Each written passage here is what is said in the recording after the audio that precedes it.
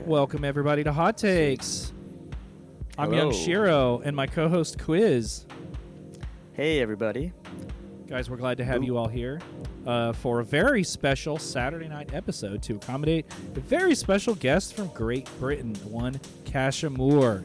So, if you haven't heard of Casha Mour, if you like ambient music, if you like experimental, down-tempo, or just forlorn-sounding, achingly beautiful electronic music, you are in for a treat. I really like to recommend Casha Mour to anybody who likes dream punk.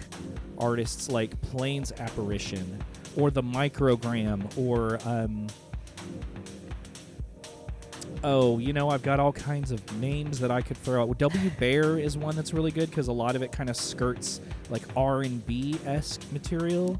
And so I'm a big fan. Sure. Yeah. And if you guys haven't listened, please check out our artist tonight after the show or during the show. But we're very pleased that they have accommodated us at this late hour in the UK. And I want to thank everyone who had decided to join to talk with us live on a Saturday night. I see a lot of familiar faces in chat, so I want to recognize you guys for being here. A lot of people from the server and, of course, mods, too. Welcome to the show, guys. I'm very glad you are here. Be sure and tweet, share, or invite somebody if you like hot takes. The more the merrier. So, a couple ground rules, a little bit of information, some final reminders, and then we'll get started with our show tonight.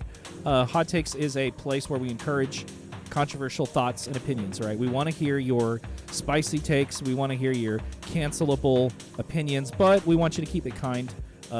Don't punch down, punch up, and I mean way up, please. Punch above your weight class if you want to, shit talk any artists. Please keep it to like Kanye West, Daft Punk, that sort of thing. Not your buddy that has 5 more SoundCloud plays than you. We got commands. Check out the bottom of the screen. You guys can type in things like quiz. Follow them on social media. Our Discord, you can jump in our public community Discord server and rap with your friends about, video games, food franchises, whatever. Maybe get some support if you have something that's going on. You want to talk to people. You got to put an exclamation point before the command. So donate if you feel like the spirit moves you. And then just as a reminder, we do still have music playlists. I think it's exclamation point music. Yeah. So Desert Sand Feels Warm at Night gifted us with a guide to modern slush wave, a YouTube music channel for you, and it's got a lot of tracks in true to the genre. A lot of them are very long. So if you need an introduction to slush wave music, or you need something to put on while you are drunk and trying to go to sleep, and you just need to like vibe, follow us, or not just follow us, but check out the other playlists that we have as well. And then be sure and get tickets and pre-order shirts for i2k.live. And then, if you guys stick around for the last half hour of the show, we'll open the show up to guest-submitted questions. That'll happen at 9:30 Eastern, all right? So, glad you guys are along for the ride. We're going to start tonight out with some recommendations. As you know, I crate dig on the daily, so I've got a few recs that I'm gonna send y'all's way tonight. We're gonna start with some easy listening, and I'm gonna challenge you a little bit with my third recommendation. So, if you guys like breaks, if you guys like woozy, bleary material in the vein of like Ace Spree Fantasy, A Hero, and Simple Syrup, I know y'all have checked out S-World by Satin Sheets, and if you have not, Satin Sheets' latest album is a collection of short and beautiful, like I said, woozy, bleary vapor breaks. It is so good. Honestly, I have loved watching Satin Sheets' evolution from just very like warble, kind of like tape, like decayed digital, like almost chill synth music and like MIDI wave type stuff, to just including a lot more drum and bass and breakbeat. The guy's delightful too, and he just continues to astonish with the material he drops. I was a little late because S-World came out some time ago, but finally sat down and gave it a listen. Really big fan. And if you like it, I also recommend you check out people like Luxury Noise, Van Gogh, and other people that are kind of like doing that sort of thing. So S-World by Satin Sheets, you guys got to check it out. Also want to recommend, on the topic of breaks, an artist called Radical Concepts that's kind of vapor adjacent. Like, you'll find their albums released on some kind of like dream punk. There's that word again, dream punk labels. But Radical Concepts kind of also does like the really like murky sounding breaks. I recommended an artist I think it was either the last episode or a little bit before, called Optic Core. This artist is very like kind of along the lines of that. So if you guys did check out Optic Core, Obson, thank you for the donation, by the way. Or if you like stuff like Sven K, if you guys remember that guy, check out Future Dimensions by Radical Concepts. It's like if you wanted to like make like acid influenced breaks for like caves, or like the cave level in Super Mario 64. This is like what this album sounds like, except with like TB303 in it. So check those two out. I think you guys will like that, especially you, Roj, and anyone that like expressed not interest, but appreciation of S-World. It's just a little darker sounding. And then to challenge you guys a little bit, I'm going to throw out a name of an artist that kind of does like deconstructed club meets ambient music, but like very experimental electronic music from Taipei, and they're called Sandy's Trace. I've actually included a Sandy's Trace track on my Vaporade 3 set, and it was fucking brutal. And then I included like a really like kind of like ambient track by them as well on the set that I did for Rana in Cincinnati for local frequencies. And so Sandy's Trace, the album is called Inside Every Last Fire. And it's just very, like, odd, kind of, like, bombastic club music, you could say, with some kind of, like, sparse, spacey moments. I had a really cool way of describing it that I thought of before the episode started, and I just completely forgot what it was. But if you like artists like Pixelord, or just like some of that like future bass, like kind of like twisted future bass stuff that's coming out of like the Russian Federation and Eastern Europe, check out Inside Every Last Fire by Sandy's Trace. That's what I got for you guys. I'm gonna stop talking, and Quiz has a hot take for y'all. Well, first off, that Sandy's Trace album is really awesome. I saw you post. You did bang that album. Thank you. Something about it just really grabbed me. Like, I think bombastic was the word that you used. Mm-hmm. Like that, like the drama of it, and I love that. I'm a sucker for that in pretty much any. I'm watching like what you're doing with the volume slider and trying to not fuck it up. Yeah, my bad. Yep. I'm like, should I be louder? That's not gonna be fixed in post. Yeah, no worries.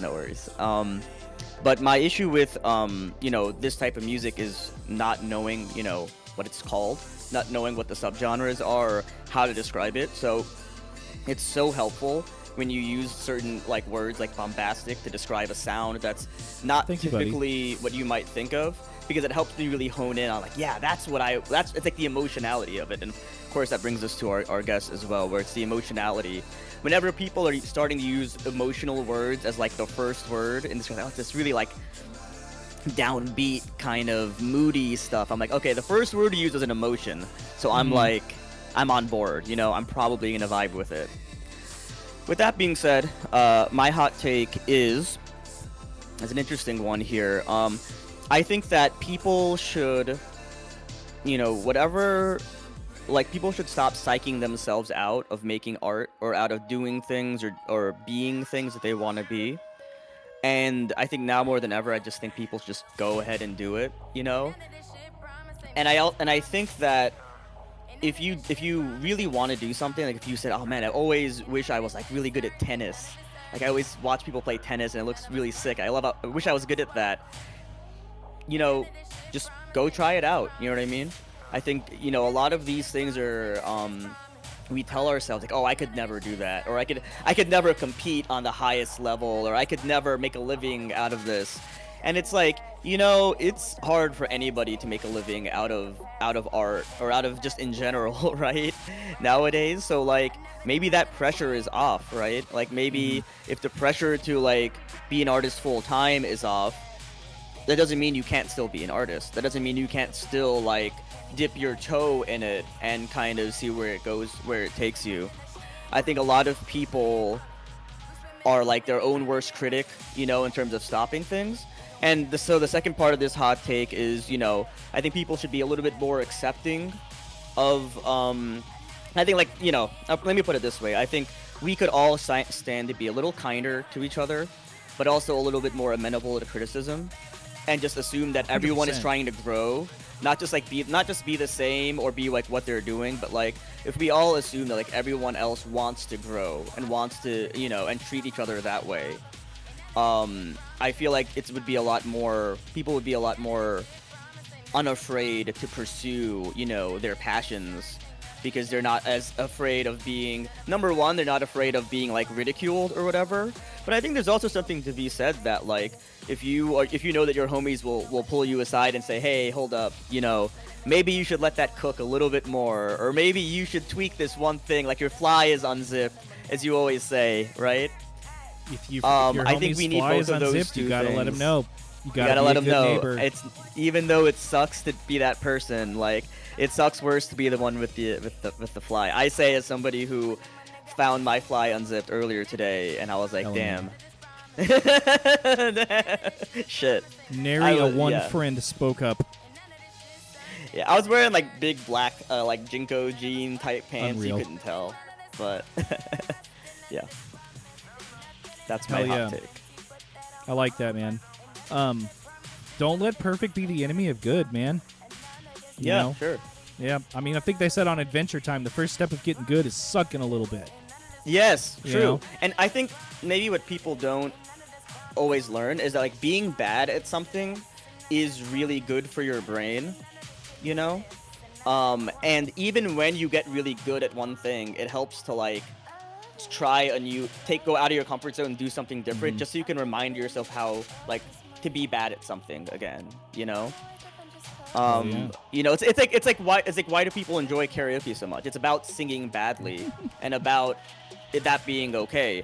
I know people who are professional singers, right? Who are like, who really do make a living off of singing, and they go to karaoke and intentionally sing badly. They sing songs that's out of their range or out of their style because it's fun, right?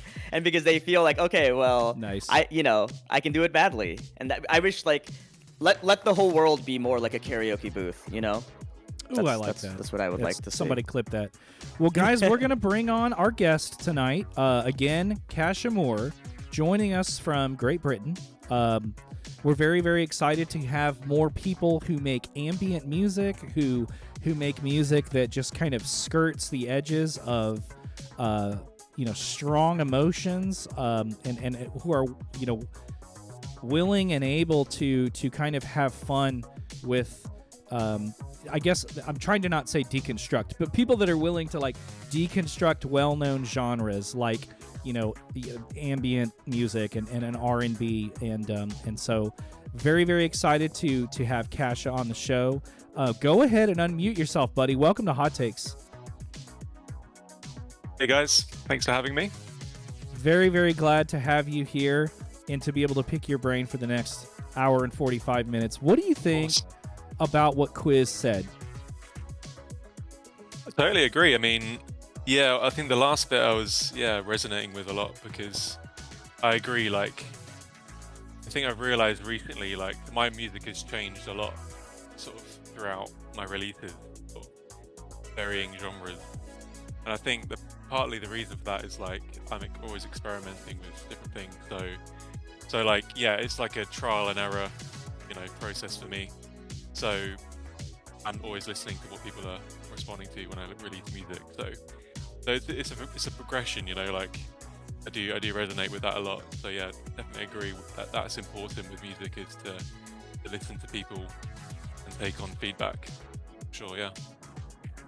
Yeah, I think Absolutely. There's kind of two sides to a coin, right? Where it's like people need to be kinder to each other, but also more critical, and you kind of can't be one without the other.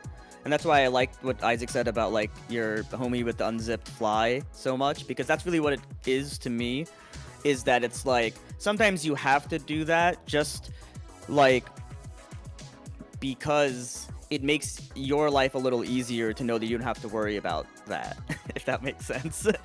You know, like, you know, before you go out, your homie's gonna catch you. So that's just, it takes a little bit of the lift off you. And I think that feeling can be applied to like playing a new instrument. And like, I don't really play the piano. Like, I write music on a synth, but I don't really play the piano. And every now and then I will try to like have some sheet music I have for something else, try to play it on the piano and like, again, like not be good at it. But somehow it helps me see it from a different way. Like, I'm learning a song on bass guitar, and I play the same song on the piano, and I don't know, it helps me somehow not get complacent, I guess, with the bass, if that makes sense. And I think that as a musician, that's like, you know, you had just released 2 days ago, you know, and sort of almost career spanning, a remix album. So I think the idea of like how you've evolved or how your sound has changed or what new things have you tried is really like pertinent, right, to this moment. Yeah, no, definitely. I definitely agree. Like, yeah, so that's like spanning, that remix album that I released is spanning sort of 5 years of releases on SoundCloud, and they're all Nice. kind of experimental things. So it's not like I had a vision in mind for any of that. So I think that kind of goes with what you're saying. Yeah, like I agree. Like sometimes it's best to, not have a vision, and listen to people. Can I ask you if there's any way to get your mic up just a little bit more on? I know it's a headset, but you are a little Bring it quiet. closer to my mouth. Can't really move it much, I imagine. But if there's any way, maybe you could tweak your audio just a hair. I could turn you up on my end, but I think it's on the max on my end. okay.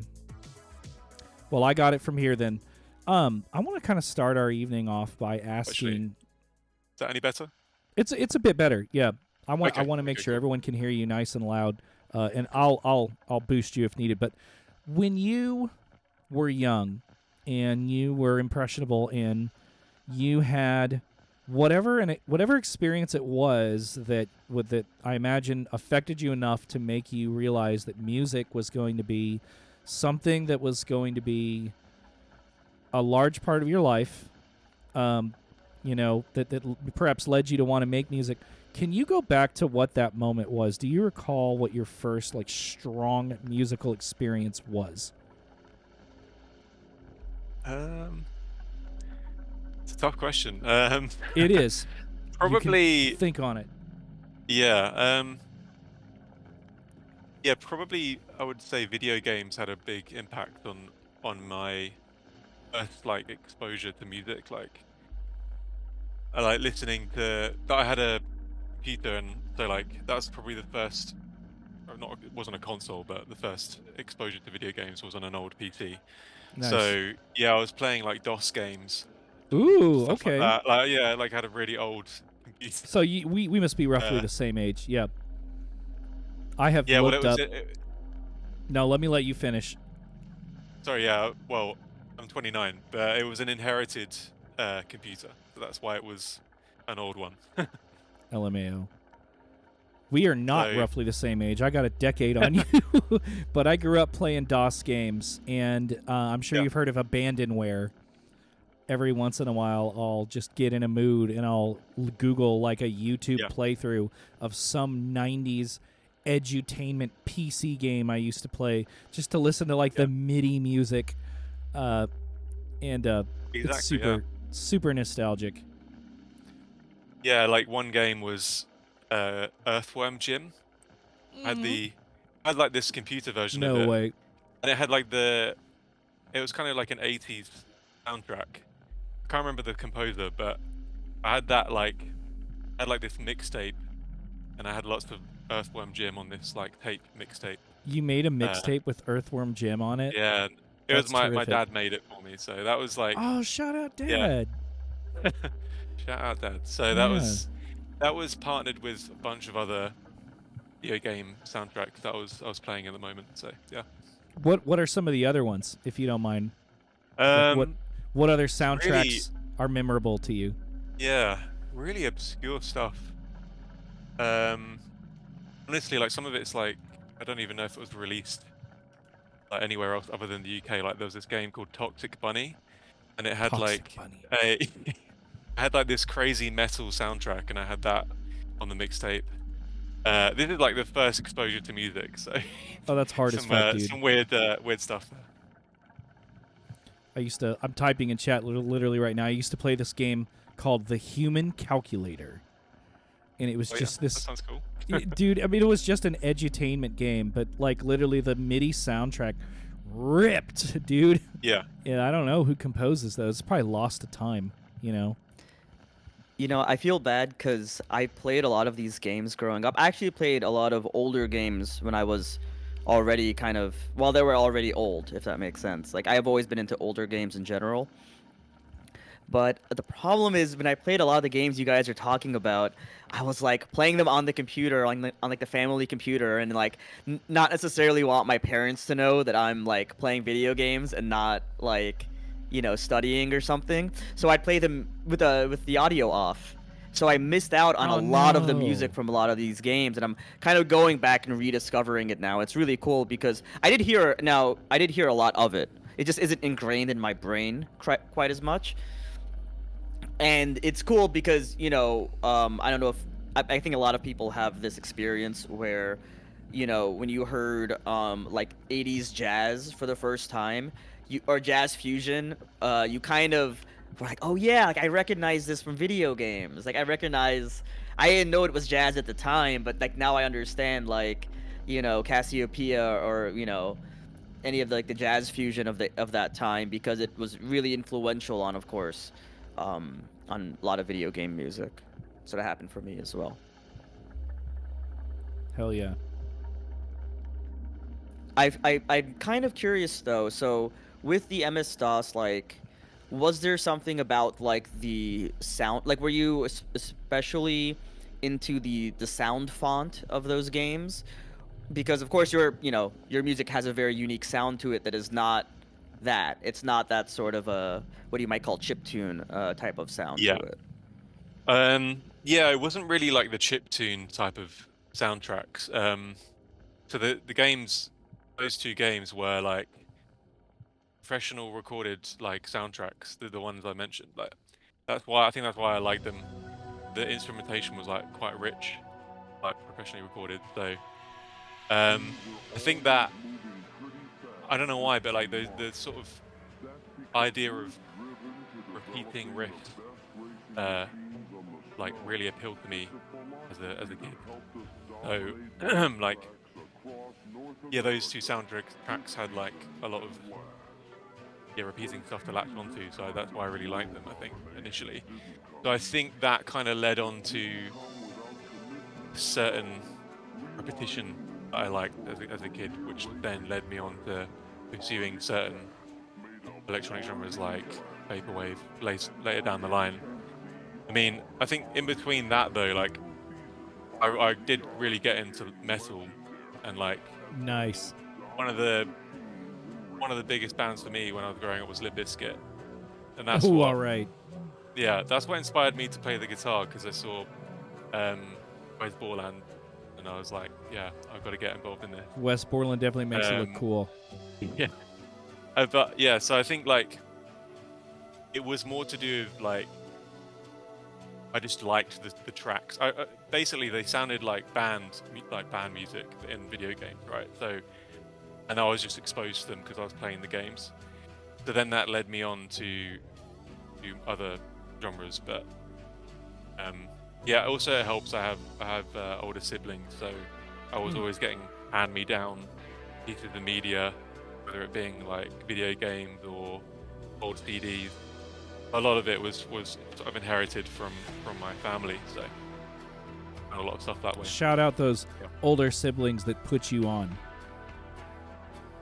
Yeah, I mean, yeah, literally. Probably wouldn't be making music if it wasn't for them, so yeah. Well, thank God, man. You better keep them around. Can you tell me a little bit more about some of the other seminal artists, maybe that were influential to you or like meaningful to you in your like high school, maybe even like your undergrad years, if you went to undergrad? Yeah, I mean, like that's when the sort of Limp Bizkit era was, I guess, in school. Um, yeah, I was into like, I mean, I think most kids were, well, a lot of kids were into like new metal in general. Mm-hmm. That was definitely me. And I kind of started with new metal, which was kind of already going out of fashion in like, because that would have been like 2010-ish. I was at school. So Yeah, you definitely caught the tail end of it yeah, there. yeah, it's definitely yeah, on its way out at that point. But then I got involved with like harder metal, like metalcore, things like that. And it sounds weird because it's so far removed from what I make, but I think I've just like always been into more, I don't know, extreme experimental genres of Mm-hmm. music from that point onwards. So that's what I was listening to at school was mainly metal, Yeah, yeah, metalcore, things like that. Yeah, metalcore. That's man. yeah, I yeah, went through a metalcore like spiral the other night. I think I just put on like an unfortunately AI upscale, but I put an upscaled a music video of Face to Face by Norma Jean on, and I was like, man, I could just watch music yeah. video, watch Under Oath like all night long, you know. But that's obviously you got to go to bed at some point. So Yeah. that's cool. And I think it does link back to like the video game stuff because it's like catchy riffs that I would Mhm. have stuck in my head, and I was always drawn to like the instrumentation rather than the vocals of most bands. Yeah, So I would like I was learning guitar, so I would always want to replicate that on like the riffs I was hearing on guitar, and a lot of them were like just really repetitive, like motifs in metalcore. So that's like, I mean, it's similar, like in the sense that like I was just drawn to like repetition and I don't know, something satisfying about it. Yeah. man, Now, I I have to. was. Oh, go Yeah, ahead. yeah. I was gonna say like, let me pass that baton on to Quiz because I Okay. was into metal a long time ago, but he still regularly fucks with metal. So go Oh, ahead. sure, yeah. I mean, I also it's something about the riff oriented music. It kind of finds you, no Yeah. matter what the superficial, thing you might be into. I think, yeah, we always come back to the riff. I think people who grew up with that, that's really interesting for me because new metal was a starting place for me as well, and it was cool because listening to like 2004 era new metal, it's turning me on to rock metal stuff. It's turning me on to electronic music, and it's turning me on to like hip hop at the same time. And Yeah, that yeah. was, I don't know if Good that was point. a similar experience that you had, but for me it kind of opened me up to a lot of different things. Like when Linkin Park, that I mean, I am still a huge Linkin Park fan. Oh, yeah. I'm not gonna hold you on that. But that was the first band I ever really seriously got into, and every time they made a new album, it would be something totally different. But also, they were the only rock band I knew that did remixes, you know? Yeah. And it introduced me to the concept of what a remix even is. And again, I'm sorry, I really have like versions that release like on my Oh, mind. I've been like playing that since it came out. So I apologize if all of my train of thoughts kind of go back there, but the idea of like remixes in like kind of a rock setting. I mean, you remixed a Deftones song on here, and I'm a huge Deftones fan, so I love to see that. That's And I love what you yeah. did with it. That's terrific. I'm glad you like it. Yeah. There's exactly a great example. Like I forgot I did that. So yeah, like that links back, 10 years. I was listening to Deftones, for the first time. So, it's always kind of stuck with me in the sense that I don't really, like, it sounds bad, but I'm not really focused on genres. I'm not like, necessarily that involved in following genres. Like, for me, I'm kind of more thinking about like a musical idea can exist in any genre kind of thing. So like with metal, I was drawn to riffs on guitar, but it's the same thing in electronic music. Like I'm drawn to repetitive ideas in that genre. So like, I think it like, yeah, this all comes back to that really. Like, I'm still fascinated with that connection. Very cool. Yeah, I love seeing what a strange kind of unusual journey that a lot of people who are around the same time kind of went through, where it's like, yeah, video game soundtrack music to metal to electronic music. I think all of us kind of went through that same progression, and it's cool because I think there's something really interesting about seeing these kind of past selves of you and seeing that similarity. Like, I like fast music. I've always really been into fast music. So in general, I like thrash metal and stuff. I could still throw on like some 80s, you know, thrash metal, and I love that stuff. And but now it's like I also like really fast electronic music. So I love like breakcore and stuff. And I know that's kind of a superficial comparison to make, but it's kind of cool to look down again, like kind of at a song that you know may have forgotten that you made, right? But you immediately can kind of look back and say, but I remember why I made this. I remember what drew me to this. And it was a really cool choice of song, by the way. I was really impressed by that. As somebody who, like, if it was me, it would have been like Elite or something. Like, it would have been like a song everybody knows. I really thought that was cool. I'm a huge Deftones fan, so I can't, you know. Yeah, I mean, it's coming full circle as well. I've noticed like recently there's a lot of like new metal revival. Oh yeah. Oh yeah. Everyone like fucks with Deftones, dude. Deftones is a stadium crazy, band yeah. now. It's crazy. The first time I saw them, they were like opening for like Mastodon or something, but Yeah. they were at like a mid-level venue in Philly. And then the last time I saw them, it was 250,000 people. Wow. It was insane. Yeah, it was in Canada. And it's So just crazy. small. Like, Yeah. you're so right that like the Gen Z and people younger than that are kind of rediscovering stuff like Deftones, and I think they also don't have the kind of new metal stigma that a lot of people got affected by, Yeah. which I think is fair because there's so many different new metal bands. You know, it's kind of hard to compare like Deftones and like Saliva. You know, like that doesn't. Are those really the same band? Are they really trying to do the same thing? So.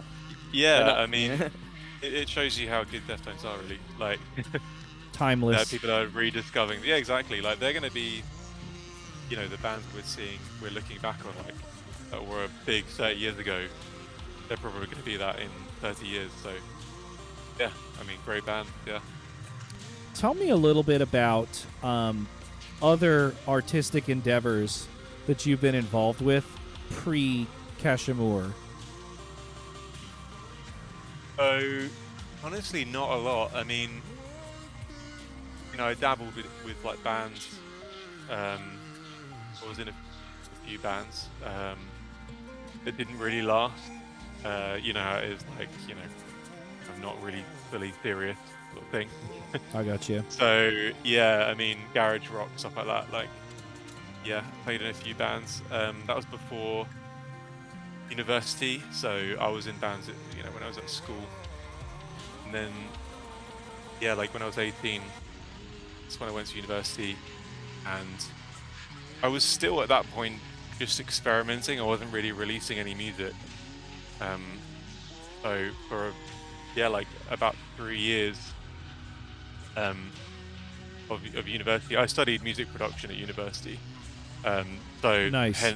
that's why I really got involved with electronic music at that point, because it just goes hand in hand.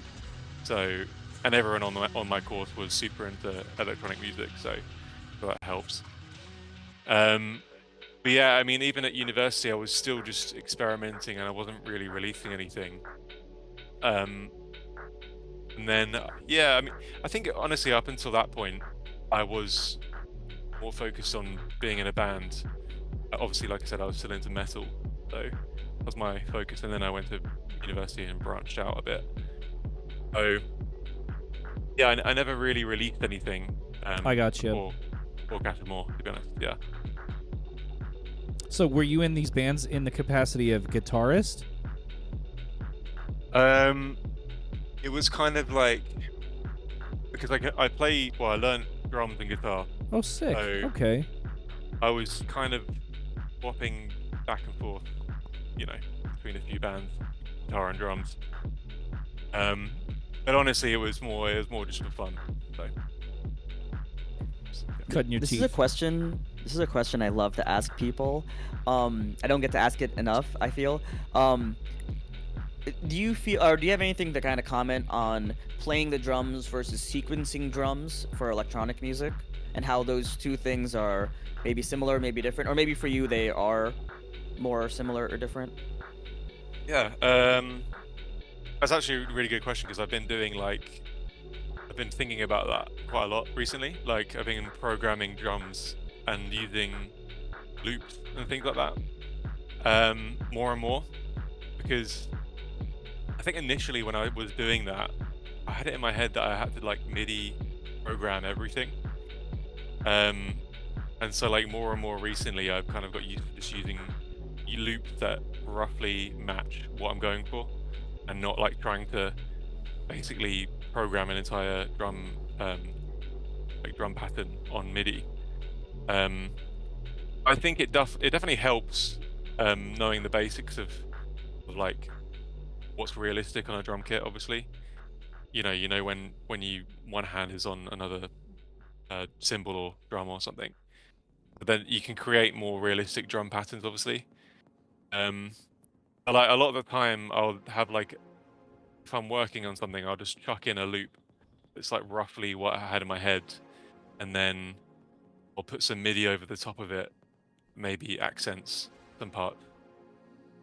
But no, it definitely helps to know how to play drums. Yeah, that's for sure. It's funny. I went through Hell kind yeah. of a similar thing myself, like that feeling of like, oh, like I gotta put down every note. It was Yeah, almost like it became like a fractal, if that makes sense, where I would hyper focus on like one bar and just make it way too complicated and yeah, like keep adding more and more to it. And it was cool, like when I see people, and again, this kind of comes back to new metal a little bit, where you would have like drum machines and like a live drummer in the same band. And I yeah, always kind of thought that was really cool because Like industrial bands. yeah, like that kind of, or like you have a drummer and he's playing like a drum pad, like yeah, like an octopad or something. It has a really different feel to it, and I think as a drummer I can appreciate that that's like a different thing. It's a different, you know, yeah. different approach entirely. Definitely a different feel if you have, programmed stuff on top of acoustic drums. I think that's kind of unexplored, especially in electronic music. Like, I think, yeah, like that's what I'm experimenting with a lot at the moment is using live acoustic drums, That's with cool. synths and ambient stuff. Because I think, yeah, I've seen a little bit of um, that happening in like the vapor scene with like Heaven yeah, Sample, like the homie from actually from Philly, Mm-hmm. as well, which is where I'm from, doing that same stuff where he's playing with other artists who have more electronic stuff, but live he's doing it all on an acoustic kit, Mm-hmm. and it just gives a certain energy to it that's really different, right? It's yeah, like palpable, it's more live, and it's cool because it makes the live experience and the tape, if you will, experience just two different vibes completely, if you will. So I think that's really yeah. exciting. It's like a cool thing to do. When I first my first electronic artist was Pendulum. I don't know if you're how Oh, yeah, I don't want to assume that yeah, everyone knows Pendulum, but it typically yeah. I know is. them. Yeah, and that was another band where it was electronic music. They did a lot of just straight up electronic stuff, but with a full band format. They had a guitarist, bass guitarist, drummer. So, what Yeah, made you decide to start? And I'm sorry, I feel like I just cut you off, but no, no, it's all good. I Go for it. apologize. What made Casha Mour happen? Yeah, so that like kind of links back to when I was at university, and yeah, so I was studying music production, and I really got into electronic music. I yeah, like had a lot of friends at university that are also producers, so and I was learning all the time. So and it's a lot easier to make music, by yourself, Mm-hmm. without a band. So like obviously the easiest way easiest route is to go to do electronic music. So yeah, I mean, Well said. it was kind of yeah, it kind of happened naturally. Like I was just making beats, I guess. And yeah, like I mean, I just improved more and more over the course of studying. Um, and then yeah, so I finished university in 2018, and that's when I was like, all right, okay, now I'm done with my studies, so I can start releasing music. Um, and then yeah, I mean, it kind of yeah, it was just a natural progression of being surrounded by people that were already making electronic music. And it was a kind of fresh genre for me because like I'd been listening to other genres like metal Mm-hmm. most of my life up until that point. So God, this is so interesting. it was really fresh, like yeah, to learn about all the subcultures that were happening in electronic music at that point. Like Yeah. I got really involved in Witch House Ooh, 'cause that was love still Witch House. still bumping. So you've been In fucking 20. with that New Salem, right? Oh yeah, no, that's awesome. Yeah, it's like 80 Yeah. tracks or something, isn't it? Yeah, it's long like, as shit. it's- And honestly, it's a lot Yeah. of B-sides and like Yeah. outtakes, so I don't want to like dump all over it, but it's definitely not what was the most recent one called? Flames of Heaven or Fire something or other. Yeah, you know which one I'm talking about. Definitely wasn't that. Yeah. But it was good. Witch Get House, around to that's listening cool. to all of it. Yeah, is that why you Yeah, nodded man, a little yeah. bit? I saw you when I mentioned Eastern European future bass and like music from the Russian Federation. You were like, Was it he was like, yeah, no, I fuck with Summer of Haze. Yeah, I Cyrillic, fuck with the Internet genre. Ghetto. Yeah. yeah. I'm not maybe not following it as closely now as I was like in 2018. Yep. But no, like I remember listening to like super like re-space heavy rap music on SoundCloud. That was really big when I was at university. Oh yeah, So I the was mid like, oh, 2010s were great for SoundCloud rap. yeah. I was like, this is, and people were still like blowing up with just instrumental rap beats at that point. Yep. So Oh, I yeah. was like, oh, I get involved in this. This is a cool scene happening. But then obviously I was still learning at that point, so didn't really release anything like that. And if I did, I actually removed quite a lot of stuff. Like 10 Really? years ago. Oh. Yeah, I think I don't know. I was just having it like for a long time when I was first starting to release stuff under Casha Mour. I was kind of not really sure what it was, and I had like a Mhm. vision in my mind of what I wanted it to be. So I was like removing stuff, and then it was a bit of a mess. But I mean, that makes Yeah. sense, man. You've got some stuff Yeah. that's almost like Lapalux adjacent. Just Yeah, very yeah. like smeary, bleary, like sad R&B. And then you've got some just very like devastating like ambient music too. It covers a lot of ranges. yeah. I mean, I guess it's not like 100% intentional for me to cover loads of different genres.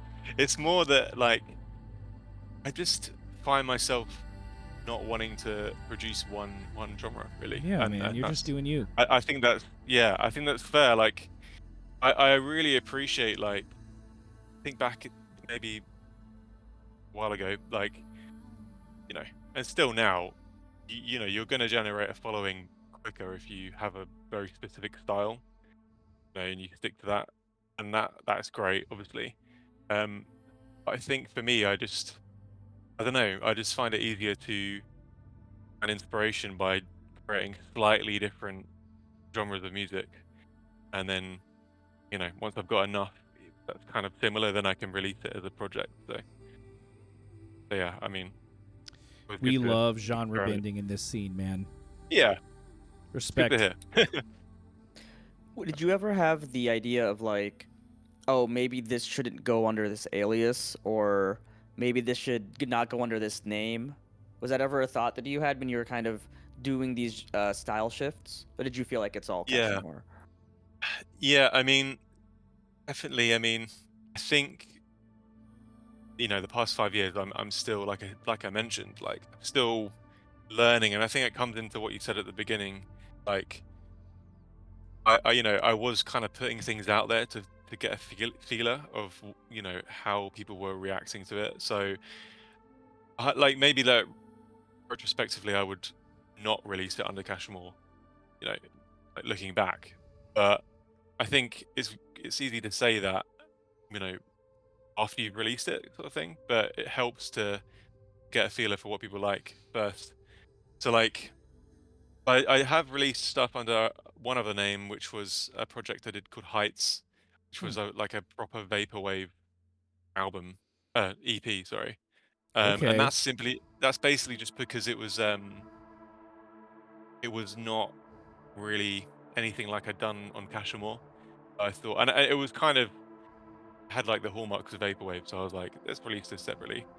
And so I released that on I think it's Bogus Collective on No, Bandcamp. It's a no small way. label. Yeah, What?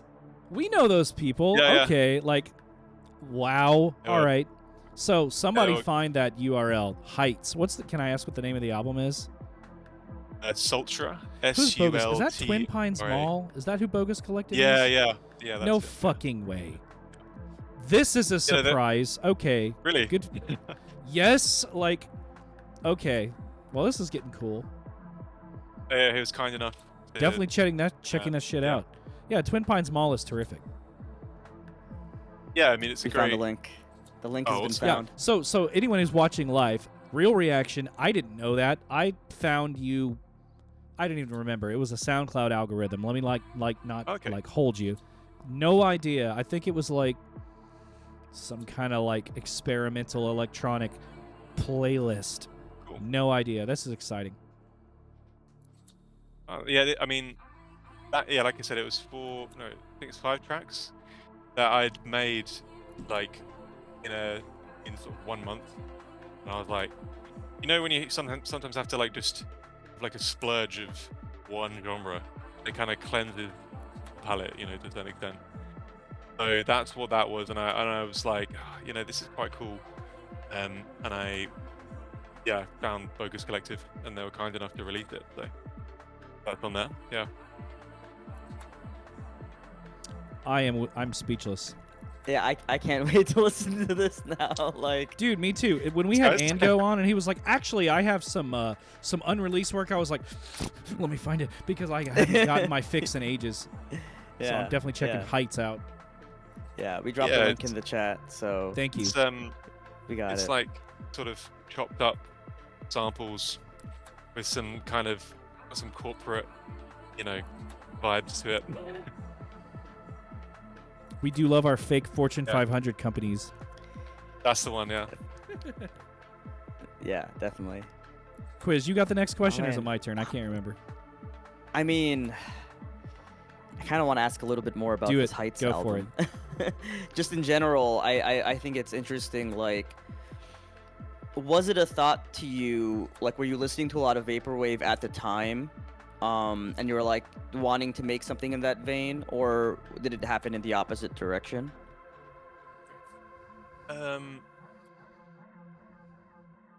I wasn't. Yeah, I guess I'm trying to think of my thought process. Nah, I he made wanted this to make about something in the 2 mud vein. I'm Sorry. trying to think. Mods ban him. Ah, I am the wasn't ultimate intentionally. mod. I wasn't intentionally trying to make vaporwave. I don't think. I think it was just.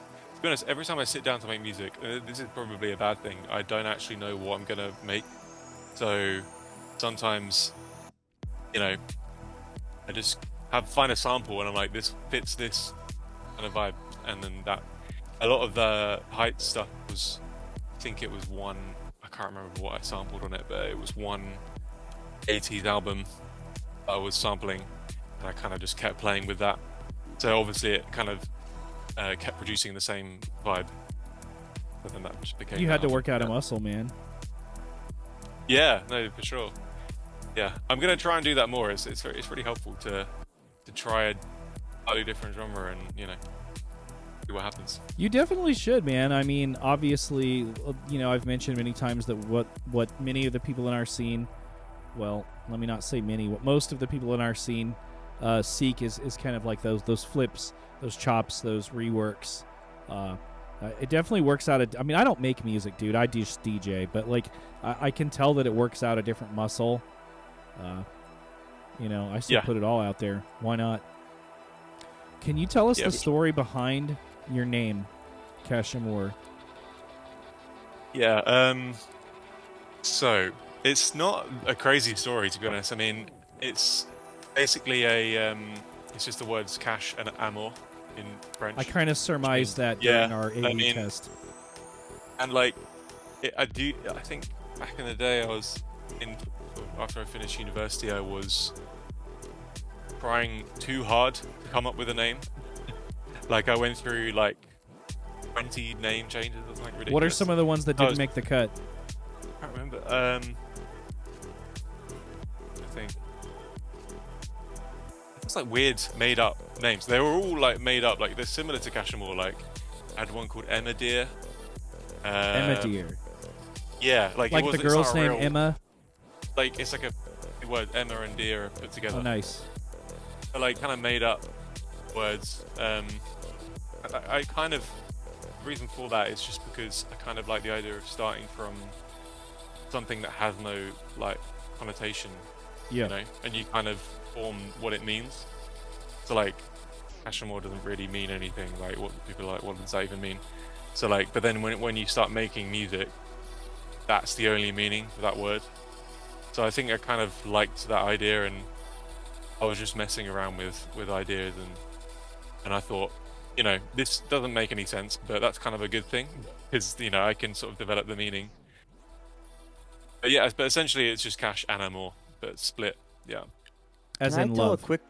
Can I tell a quick story on naming like projects, if Please. that's okay? Go for it. This has happened today, so you know, and again, I'm kind of trying to practice what I preach here. So I have like a band of my own that I have been working on really heavily this year, called Burning Sunrise, and I was telling it to a friend I was catching up with earlier, and the name of the band, it comes from a song, it comes from an experience I had watching the sunrise and being like, I should have worn sunglasses, but immediately, because it's like a goth synth pop type of thing, I tell him the name, and he's like, oh, because you guys are vampires.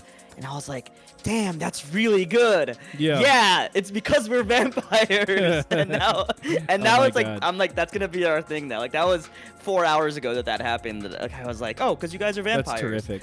And I had this whole story about how I was like in Rhode Island in like a museum that wasn't open, like after like partying all night watching the sunrise, you know? And it was like really cool, but it was also painful to my eyes. And I'm like, no, man, it's because we're vampires. Okay, cool. It That's means terrific. something now. So I had a very Lost similar boy feeling with looking that. Like, ass. yeah.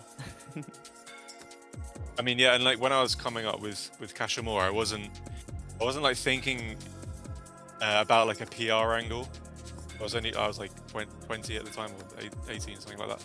So yeah, not really thinking that far ahead as I should have done, really. But I think it's fine. I mean, I think you know, I think looking at names of other bands, it's like there are some pretty awful names out there. But most bands get pretty successful regardless, so it's not. You know doesn't what? You're at least you're not Hoobastank, you know? Oh, dude. Exactly, like anyone can become successful. It's fine. Or like they were talking about live in the server today. Like, talk about the most ungoogleable, like the least search engine optimized name of all time. Calling Listen, yourself for live. the record, before I or get is it before live? I start I any don't fucking fights, know if I'm even pronouncing Liv, it yeah. right. That's a It's good probably point. fucking live. Let me just end this show already. For the record, I do not think Hoobastank is a bad band. I actually think it's important that you can have a name like Hoobastank and still be remembered for making some good music. That's Or what like you should. That's what you should Chumbawamba. think. Yeah, agree. right. But like, it didn't. You know, hey, the song's still iconic. You know. Yeah. You know, regardless of what Yeah, it's. Even the Hoobastank- song has a Hoobastank's weird great. name. You know. Just to clarify, Hoobastank is a great band. Yo, I mean, No so that's like you know, the What name is their doesn't like do much hit? for you. I don't know if I've ever but- heard a single Hoobastank song. I probably right, have it, let's just don't think know this what guy it up. is. Everybody Yeah, drop Reason all your Why. favorite Hoobastank tracks. Reason in Why? the chat. I think The that's what it's reason, called. yeah. Yeah, I The like this Reason. song. Oh, the reason. Luxury Elite has The definitely heard it Reason. and will probably tell Yeah. me. Yep. Okay. My favorite song by them is called "Out of Control." It's more of like a traditional kind of like new metal-y like rock song. Okay. It has a really cool music video where they're like performing on like Why this am I, like, getting this- table that's moving around. I'm just like imagining Hoobastank to sound like Counting Crows or something like that. They're a new metal band? I grew up under a rock, so like Like alt rock, I think. Okay. Yeah, I think that would be I the guess, best way yeah. to say it. Yeah.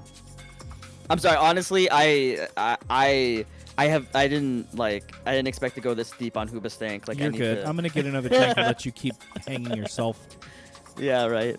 No, but that's the point, right? You can name yourself whatever. At the end of the day, it doesn't really matter.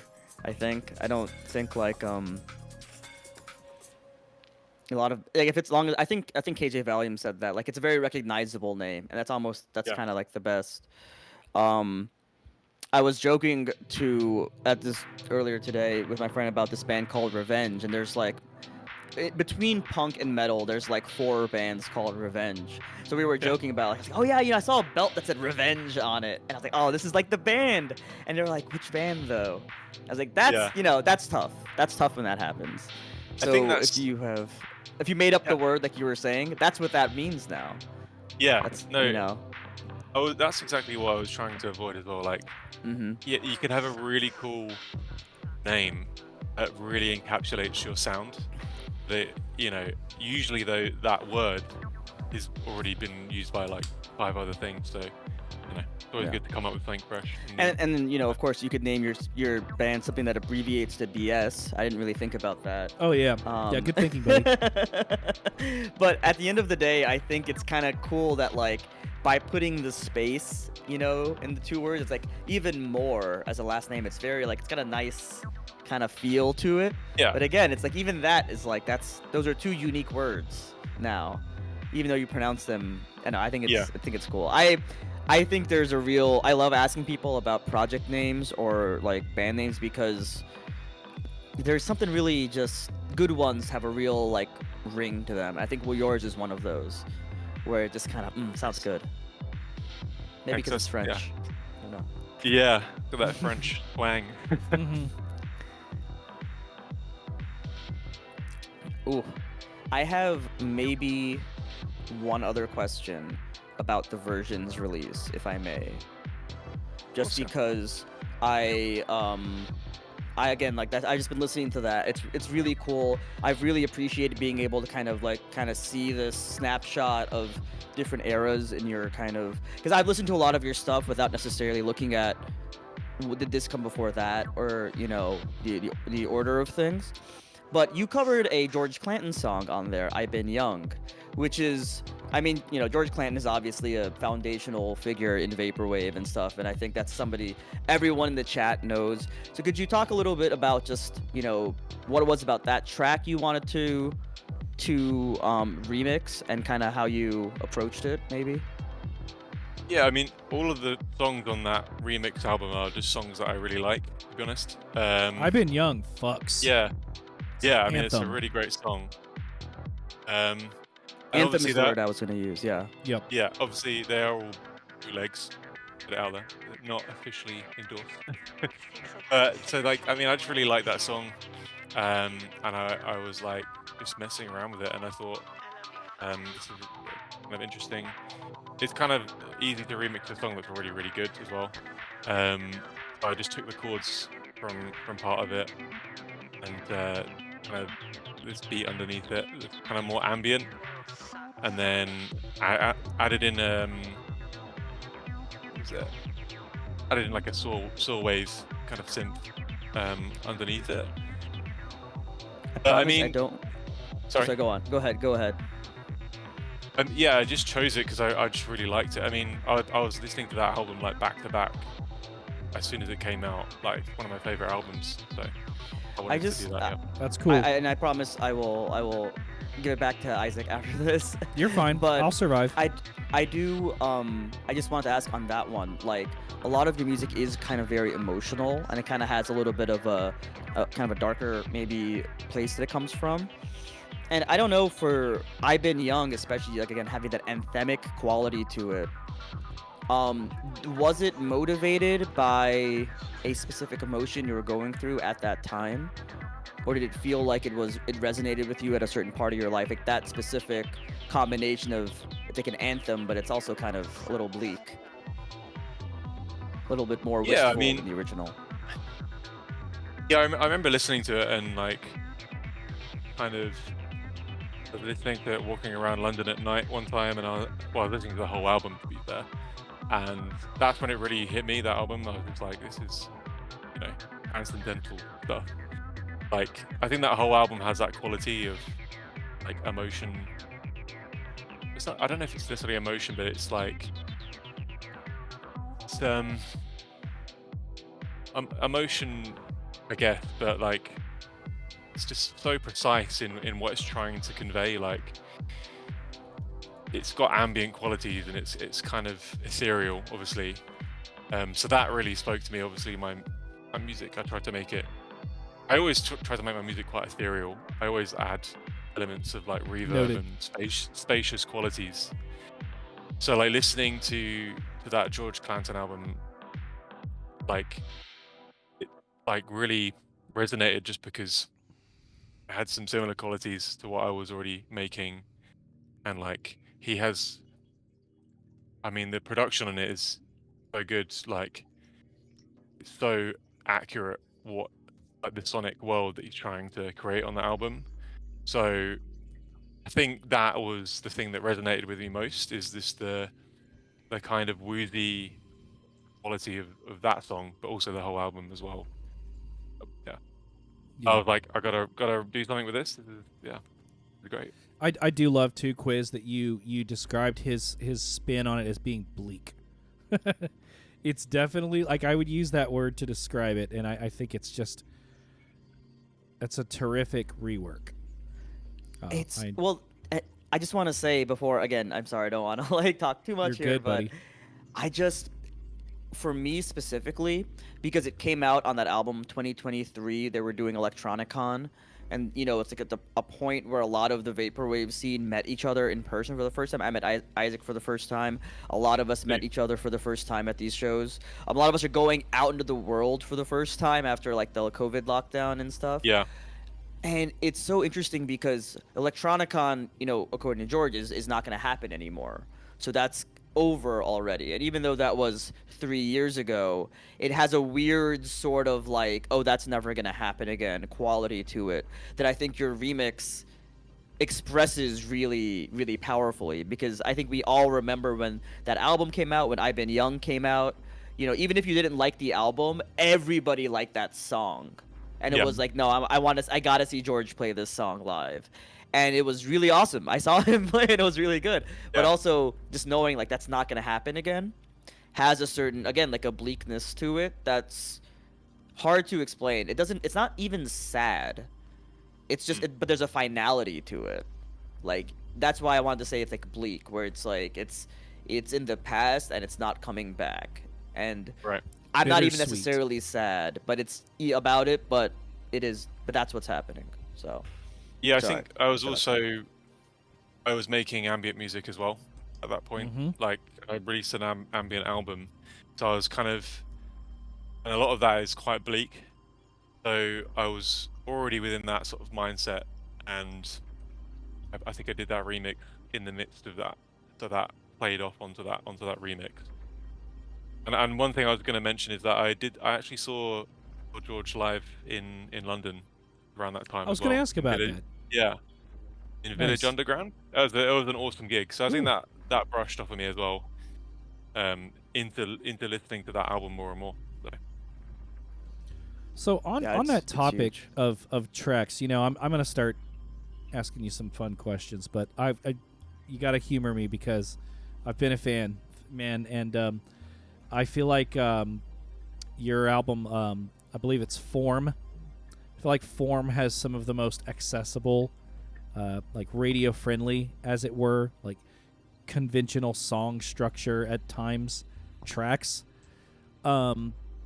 As you know, I've mentioned in our AV test, I'm a huge fan of Tenet Death. It's probably one of my favorite songs that has ever been made, ever. Can you tell me the story behind the name, the lyrics, the production? I really want to know just about everything I could know about that song. Yeah, so that was a while ago. I have to like rewind my brain. I really appreciate it.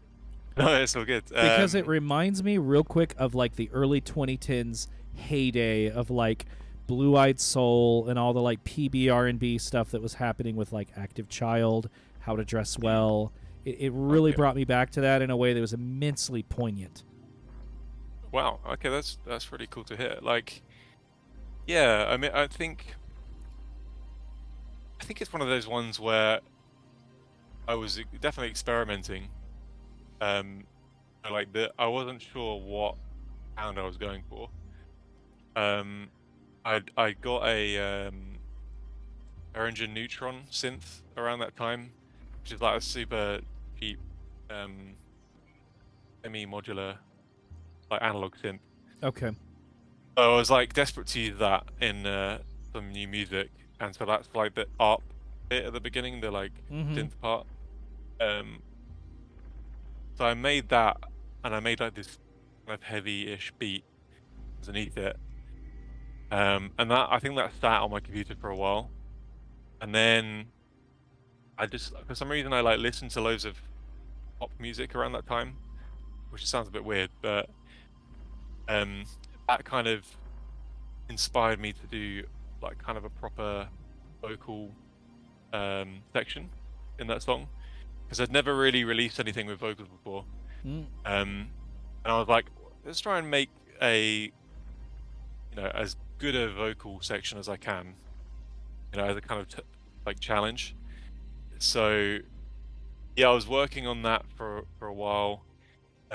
Towards the end of making it, I went on this trip with my friend to Cornwall in the UK, which is like a nice coastal area, and we were staying in a hotel, and I had my laptop with me.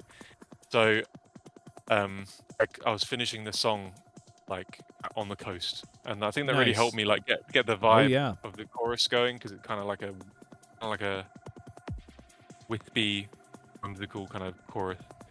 So yeah, I think I recorded the vocal when I was there, and then I named it Tenet Death, purely because I thought it had this like kind of epic quality, and I thought that name kind of made sense with it.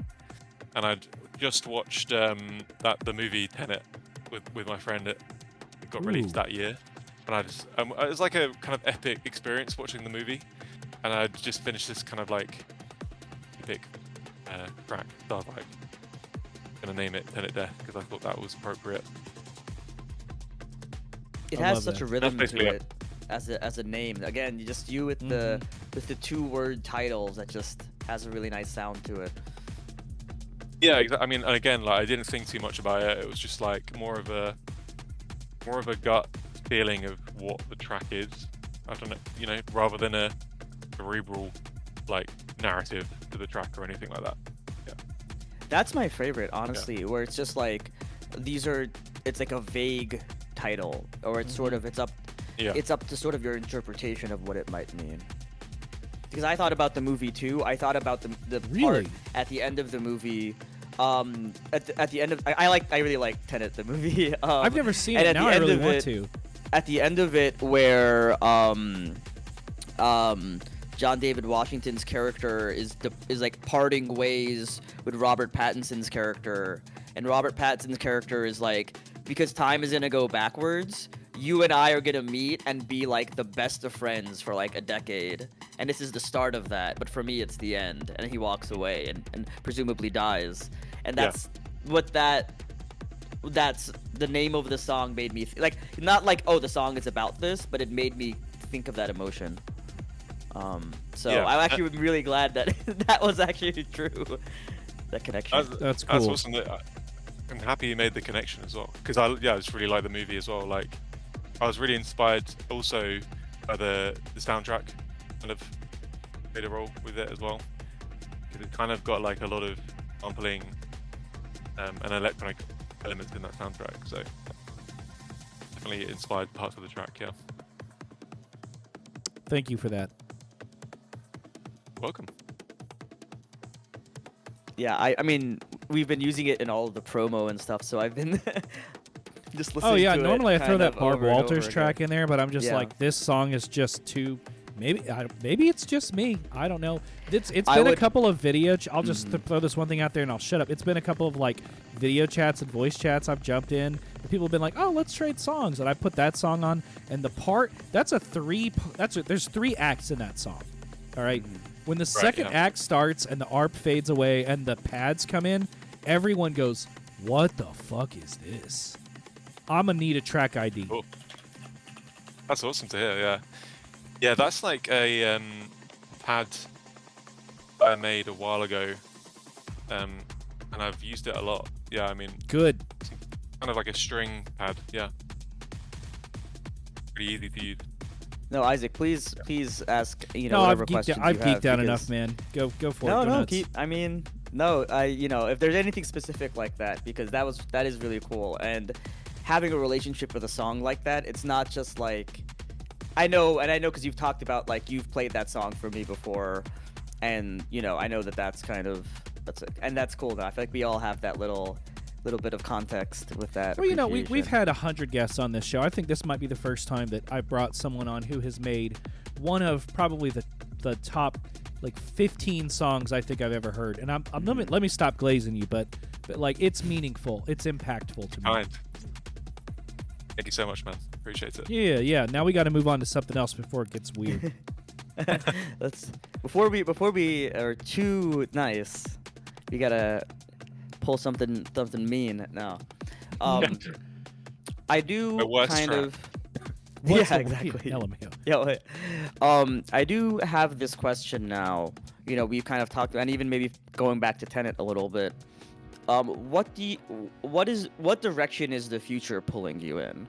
Like right now, when you woke up today, what direction are you kind of moving in creatively? Maybe something that may or may not manifest, but like right now, what's happening?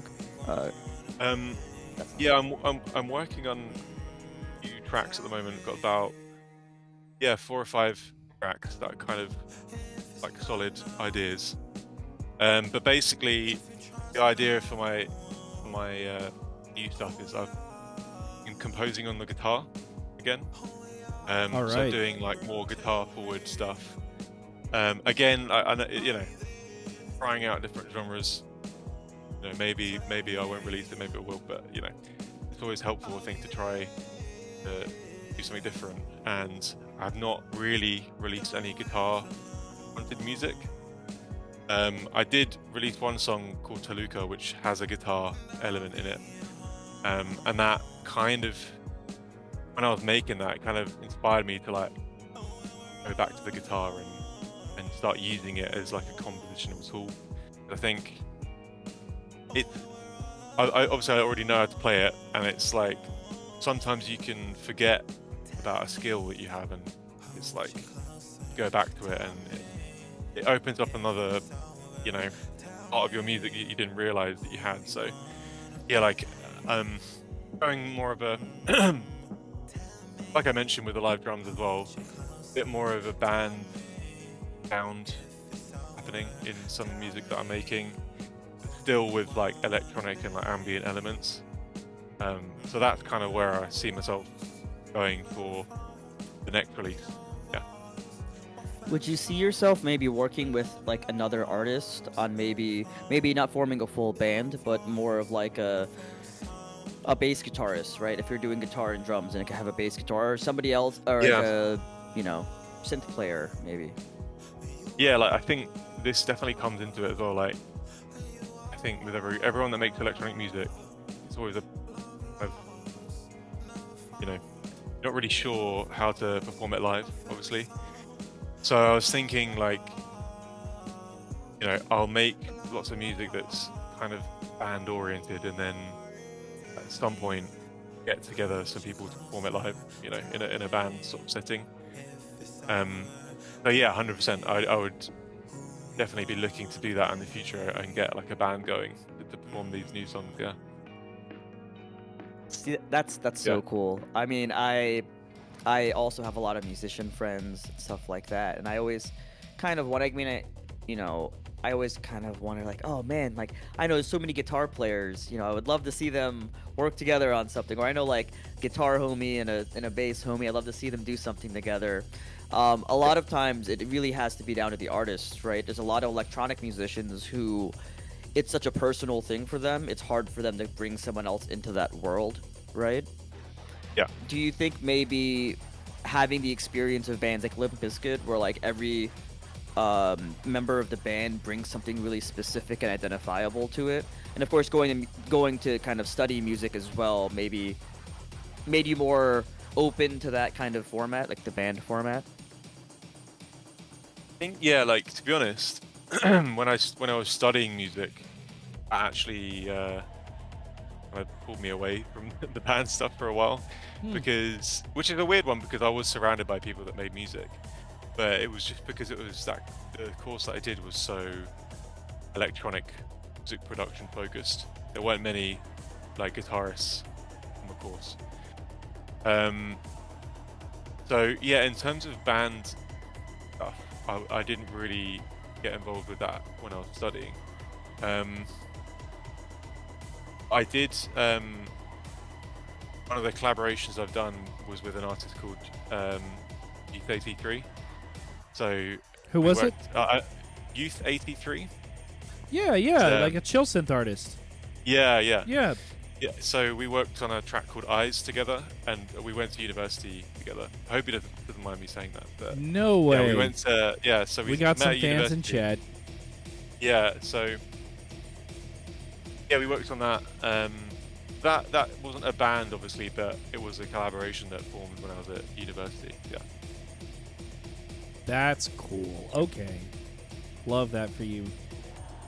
Man, I feel like it's two types of people. People that want to put their friends on. And I usually think about this in terms of like DJs, right? Because I DJ, but like people that like refuse to give a track ID, and then people that like want to put their friends on. Which camp do you feel like you fall into? Oh no, I want to help my friends out, yeah, sure. But I think since I mean, it sounds sad, but like since university, it's hard to like find musician friends that are like obviously it's great, social media is great, but it's another thing like having that organic relationship with someone, because I wasn't expecting anything from Youth 83 when I was making that track with him. It was kind of more of just doing it for the love of the game kind of thing, whereas I think once obviously it does work out for a lot of people, but like contacting someone that you don't really know to make a track is a different thing, so but no, like, yeah, I mean, if I guess, yeah, if I had more friends, more musician friends, yeah, I definitely want to shout them out. Fair. So if you're, like I said, you're kind of releasing music that is a remix or rework of other artists' work, there is some element of kind of like you want other people to be into that, or you want other people to appreciate the original song, maybe? Or is it more of kind of your commentary on the song, if that makes sense? Like, are you trying to put people on to, let's say, Deftones, or are you just, is it more inward facing? I think it's a bit of both, really. Like, I'm just sharing, music that I really like with that remix album, to be honest. For the most part, it's like, and if people, specifically like the remix, that's great.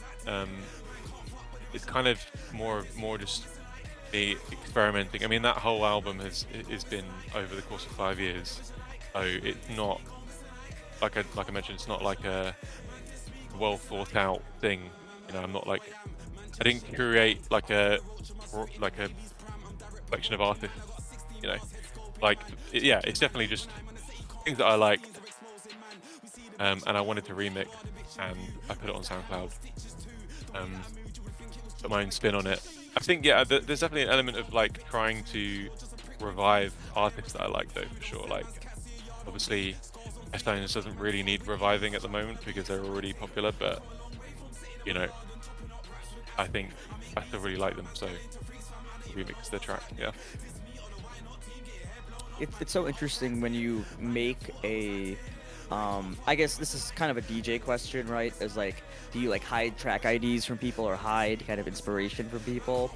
And I don't know That's if kind of where I that's was going with that too. what you were going. Oh yeah, Right, okay. sorry. I just want to Okay. yeah, but I think it's interesting too because I do think there's an element of, you know, do you want to share this with people or do you want to, you know, direct them toward this artist, or are you kind of just saying, here's what it did to me?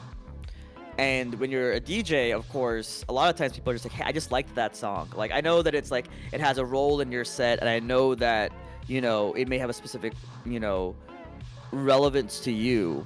But as a DJ, sometimes you're just like, I just think this is a good song. I want to add that to my rotation. I don't know if do you have or have you do you have any like DJing sort of experience, or is that something you are interested in? That side of doing Yeah, things? like honestly, not really. I did a mix a while ago. That was kind of a partner mix to the album that I released, AA00. So it kind of just was like, essentially, it was me going, okay, I've released this album. Here's the inspiration of what I was listening to while I was making it. Sort of thing. That's really the only mix that I've done. And I've not done any like DJ sets per se.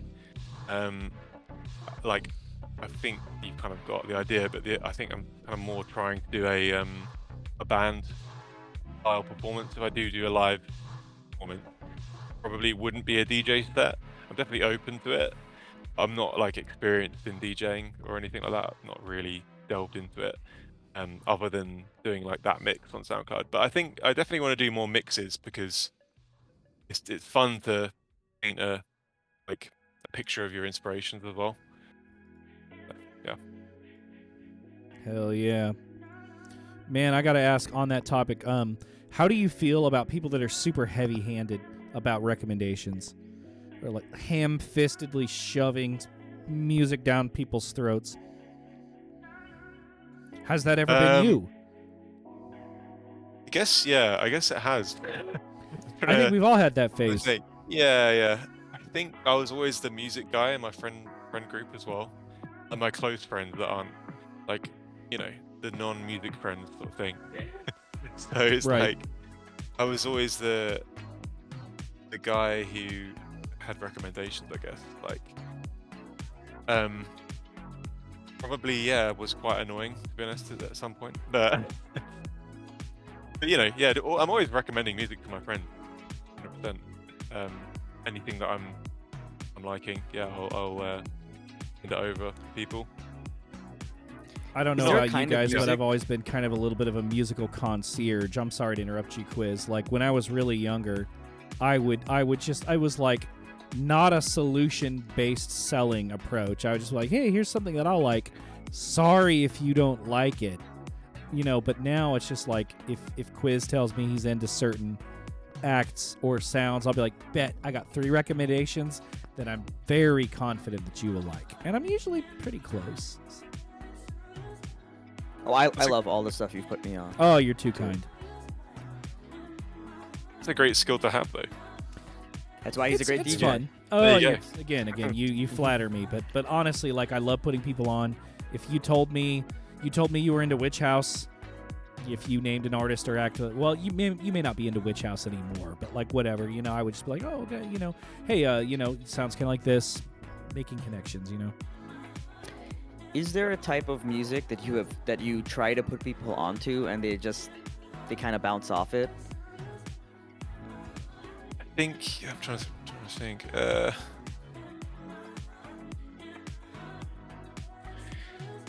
be honest, most stuff I recommend to my friends because they're not really into any forms of extreme music or anything like that. So if I'm like recommending ambient music, my friends they're not gonna listen to it at all. So Yeah, there's definitely an element you got to of that. find the music people to get them to appreciate Yeah, I mean that. that's the thing. Yeah, like I mean that's kind of what I was getting at. Like I've not really been in like a music friend group since university, to be honest, and I'm kind Yep. of like isolated in my niche taste, you know, which is it does feel kind of weird because I don't know if you guys feel like that, but like you know, you have like access to any genre of music, and you're kind of always getting fed, you know, especially on Spotify, like it will always feed me like really obscure stuff, which is great. But I find it like I'm not sharing it with anyone. I'm just like absorbing all this stuff on Spotify that's like, algorithmic niche artists. So Yeah. yeah, When you get to stuff like Witch House, I find myself getting to a point where like it's like really hard for me to explain this to somebody who has no Yeah. basis, right? Like, oh, what's it like? I'm like, it's like, oh man, like, and I just started thinking. I had like, to explain it when you sound completely insane when you try to explain a genre like Witch House. To I had to somebody. explain Witch House during like a Utopia District event to like I think it was Mist or somebody. I was like, dude, it's like really drugged out trap music, you know, or it's like really scary scuzzy EDM, you know. Yeah, scuzzy is a good word. I think. Yeah. Yeah. I have that problem where like I feel like half of my friends are like really like kind of like you all are, you know, music lovers, so they'll listen to stuff outside of or just stuff in general. But I just find that even among the music lovers, you know, I'm like, oh, I really listen to some 80s like speed metal, like thrash metal, you know, stuff. People just it just doesn't land with me. Like Thrash I can't get is someone awesome. to like Whatever. listen to some like the first 3 Slayer albums. Like, come on, the first 2 Slayer albums, frankly, like that. I feel like that's pretty accessible, but it's kind of hard to get people into it. And it's that for me, since it was asked in chat. Like, that's the one thing I try to turn people on to. Like, yeah, listen to Forbidden. The album Forbidden Evil is really fucking sick, but people really bounce out. A lot of that 80s speed metal, a lot of the best stuff has really ridiculous vocals, like goblin It does, person yeah. vocals. It really does, So you dude. really have to be one of Yeah. my favorite bands called Violence, and that is straight up like a goblin type voice. The guy is, and it's like you gotta. I have a little bit of trouble taking it seriously, man. I guess I'm a dilettante. But yeah. Man. How are you supposed to put someone onto that? Yeah, exactly. Well, it's like the ugliness of the vocals kind of helps. You know what I mean? Like it's so raw and it's so fast, and like the it's just like you just picked a guy, not just a guy who can't sing, but a guy who like can't sing in the worst way possible, Right. and that kind of gives something. It gives a little man. spice to it. Man, it is time for us to open the chat up to questions for our guest tonight. So y'all run those questions up. While we wait for audience submitted questions, one more from me. Want to just kind of revisit that question one more time. Being that we seem to all share the common ground of regularly recommending things that we think are going to hit, and it just doesn't. There's an analogy: throwing your pearls before swine. And if you're not a religious person, you may have never heard that before. But it's like showing something that's of immense value. It's funny, I just talked to my employees about this today. Showing something of immense value to someone that just doesn't treasure it at all. So like swine, they just stomp all over pearls. Have you ever felt that way? Like that you were just bringing something that was immensely impactful to you, to people, and they just trashed it, or just they talked over the song. You know what I mean? Yeah, I'm trying to think. I guess that's a yes or no question. It's not really Yeah. like a tell me I mean, around. yeah. Tell me a time when that happened. Like you've definitely experienced this as well, right? I mean, I've probably experienced it so many times that I've forgotten, to be honest. But yeah, like many times I've recommended something. You've got thick skin, don't we all? Yeah. At this point, It's like I think I remember recommending like PC music stuff. People, I don't know if you've heard of PC music. PC but music, absolutely. Yeah, it's like so like Yeah, we recommending, revere like, PC music. I do. you know. hyper pop stuff, Mhm. and then you put it on and you realize it's like a little pitched up voice, and then that no one's loving it. So Dude, I'll never Yeah. forget like Yeah. watching Blade Runner in the like common area of my undergrad dorm room, like, and like getting so irritated that people were talking over it. But like, I don't know what I was thinking. Like, why would you watch Blade Runner in a room where people are just gonna walk in and out of it? Can't even be mad. The original one.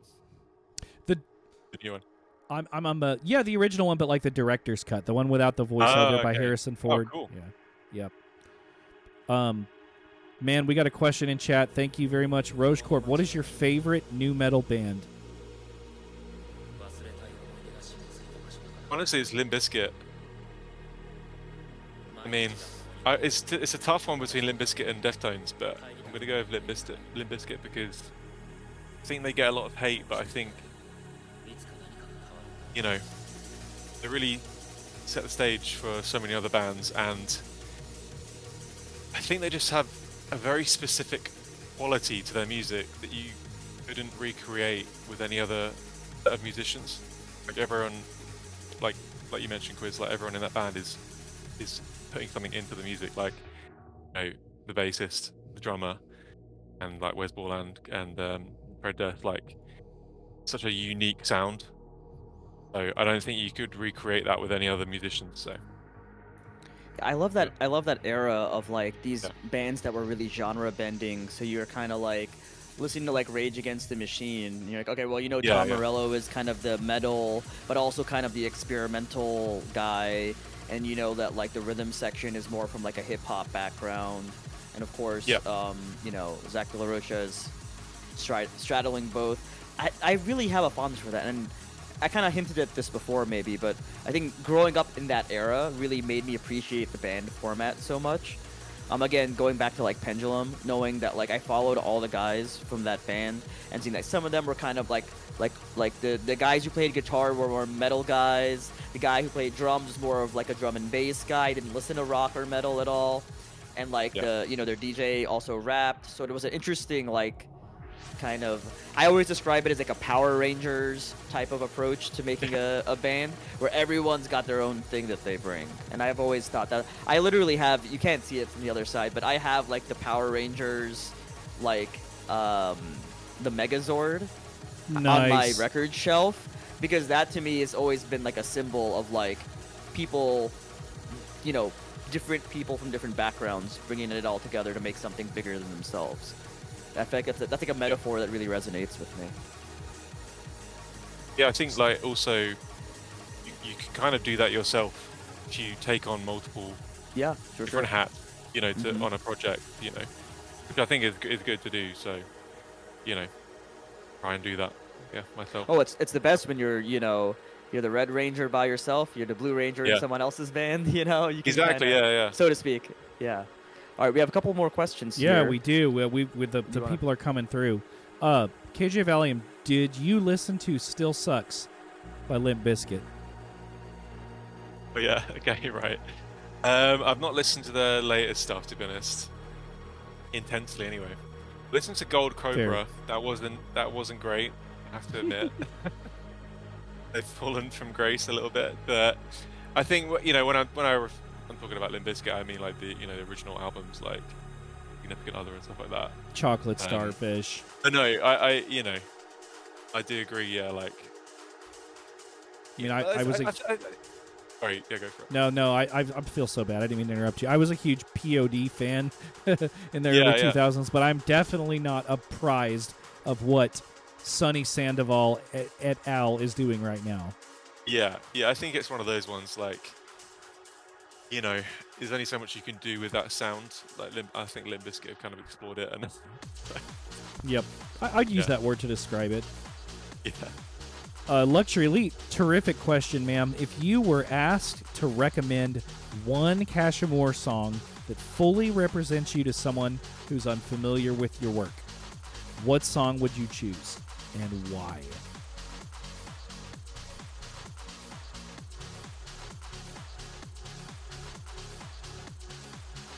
Really go with Lifetime. I made this kind of like a down-tempo ambient style. I think it kind of represents the different genres that I'm exploring quite well, and it's quite a chilled out track. It's not too crazy.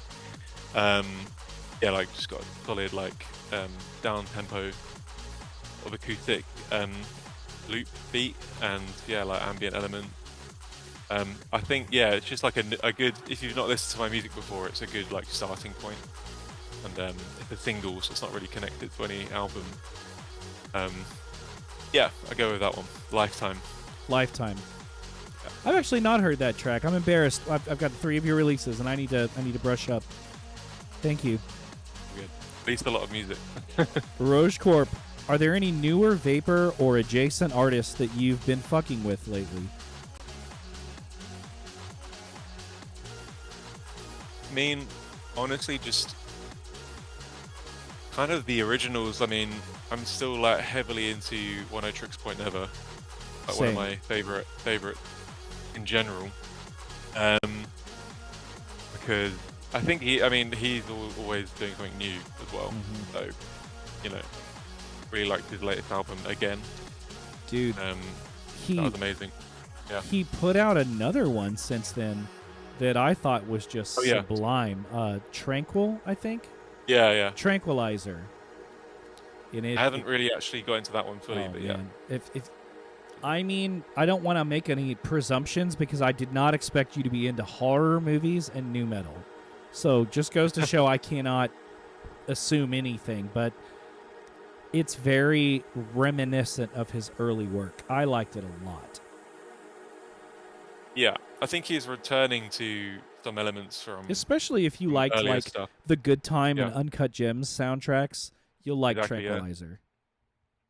Yeah, I know he's not a new artist, but you know his latest stuff is, I think, you know, it's just getting better and better. Like more and more layered, more and more textured. Really cool stuff. Yeah. Hell yeah. Any other names you want to drop? No, yeah. In terms of vaporwave, that's the main guy. Nice. He's the main guy, isn't he? So I mean, I can scroll through my Spotify. Let me have a look. No pressure. Yeah. Okay. Sure, there's some. I'll write this up. I feel like you would fuck with Van Gogh. I feel like that's an artist that's Yeah. kind of vapor, as we say, vaporwave adjacent. Yeah. But who has kind of like, sorry, go ahead, Isaac. No, you finish, please. I got excited. Well, that's yeah, that's what I was saying. I would be keen to recommend artists that sound like him, but Sure, he probably yeah, don't yeah. want to listen to that. Like he makes that music That's already. true. Like That's so a a good lot of the point. like Sure. dream punk and ambient artists, like I would put in a DJ set alongside your music, but like I don't know. You don't want to Yeah. hear yourself. so yeah, to speak. you don't That's a want to good listen idea. to like, you know. Good point. I've got a cult member. I'm not sure if Oh, that kind man, of classifies it. We love Cult Member. Yeah. We love Cult I've been Member. such a huge lo-fi house fan for so long. We love Cult Member. Yeah, I think that's really cool. Like, obviously it's not quite vaporwave, but like that sort of really graded house music is really Mhm. cool. So definitely into that. Yeah. Man, before I figured out about deconstructed club music, that like lo-fi take on 4 on the Floor was my shit. Yeah. Like full Key and Peele sketch, that was my shit. Yeah, I think there's a lot more to like be explored with it as well. Like you could go even more lo-fi. Yeah. Oh, pretty dude, cool. like it's an artist. I could find it if you gave me like 15 minutes, but it's an artist that they're called Hush with 2 H's at the end. Mm. And they make literally like Cult Member, like it sounds like Cult Member, but more fucked up sounding, like more Right. effects, muddier sounding. Like they're called Hush with 2 H's at the end. Definitely recommend, Okay. I'll um, make a note, yeah. especially if you like that sad shit. Yeah. Is it like ambient or? No, it's definitely got a 4 on the floor Yeah. beat. It literally Yeah, sounds yeah. like Cult Member, but just muddier and with more effects, more like R&B vocal samples. you Yeah, know? yeah. Okay, Just cool. crying in the club type shit.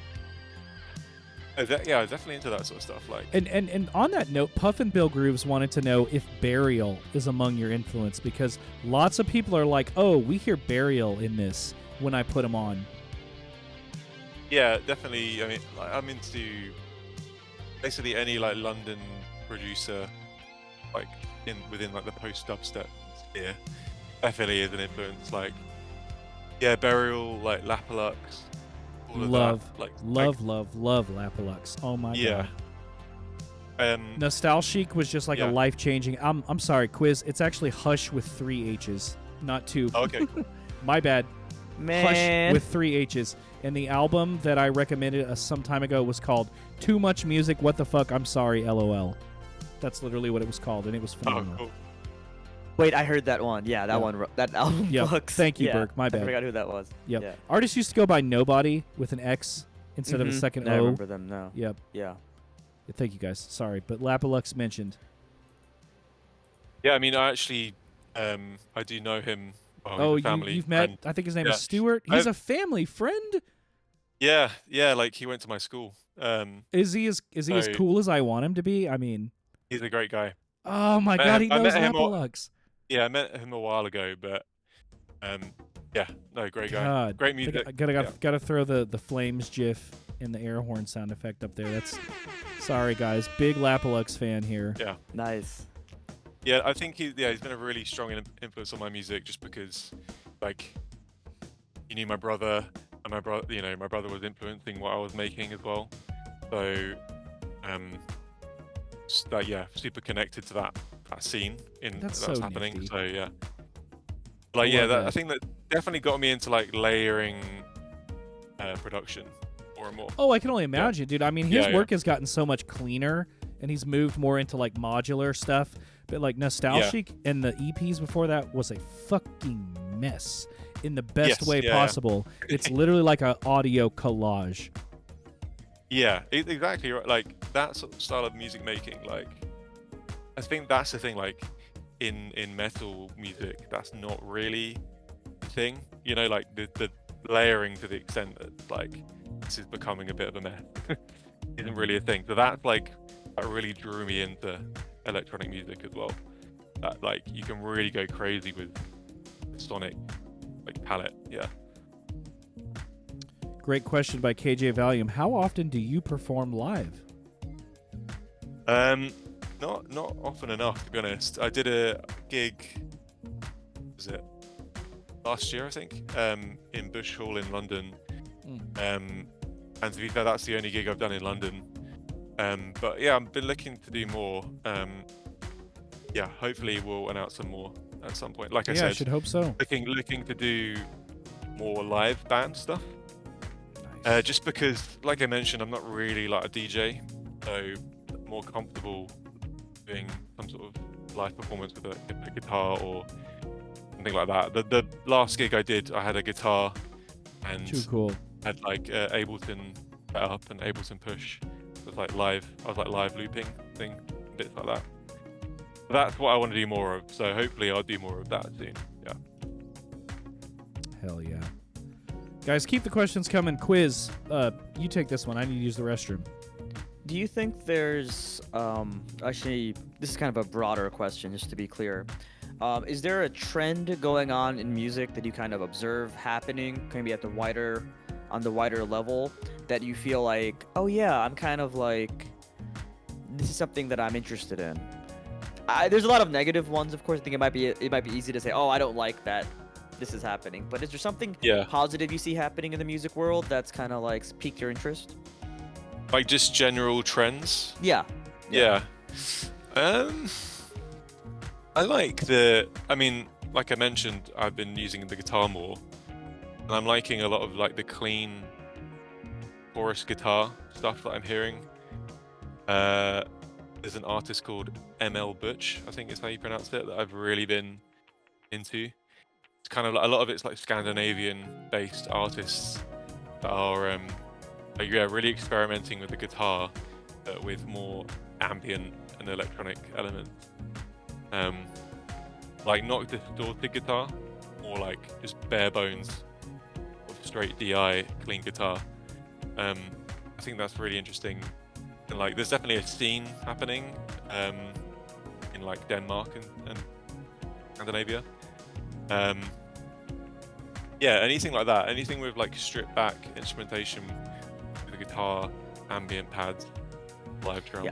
You know, it's funny you say that because that's actually kind of what I was thinking as well. That Yeah. I feel like I'm seeing this trend of a lot of artists who have gone back and forth between, and I'm being very reductive here, but who've gone back and forth between, let's say, electronic music and more like guitar-oriented music.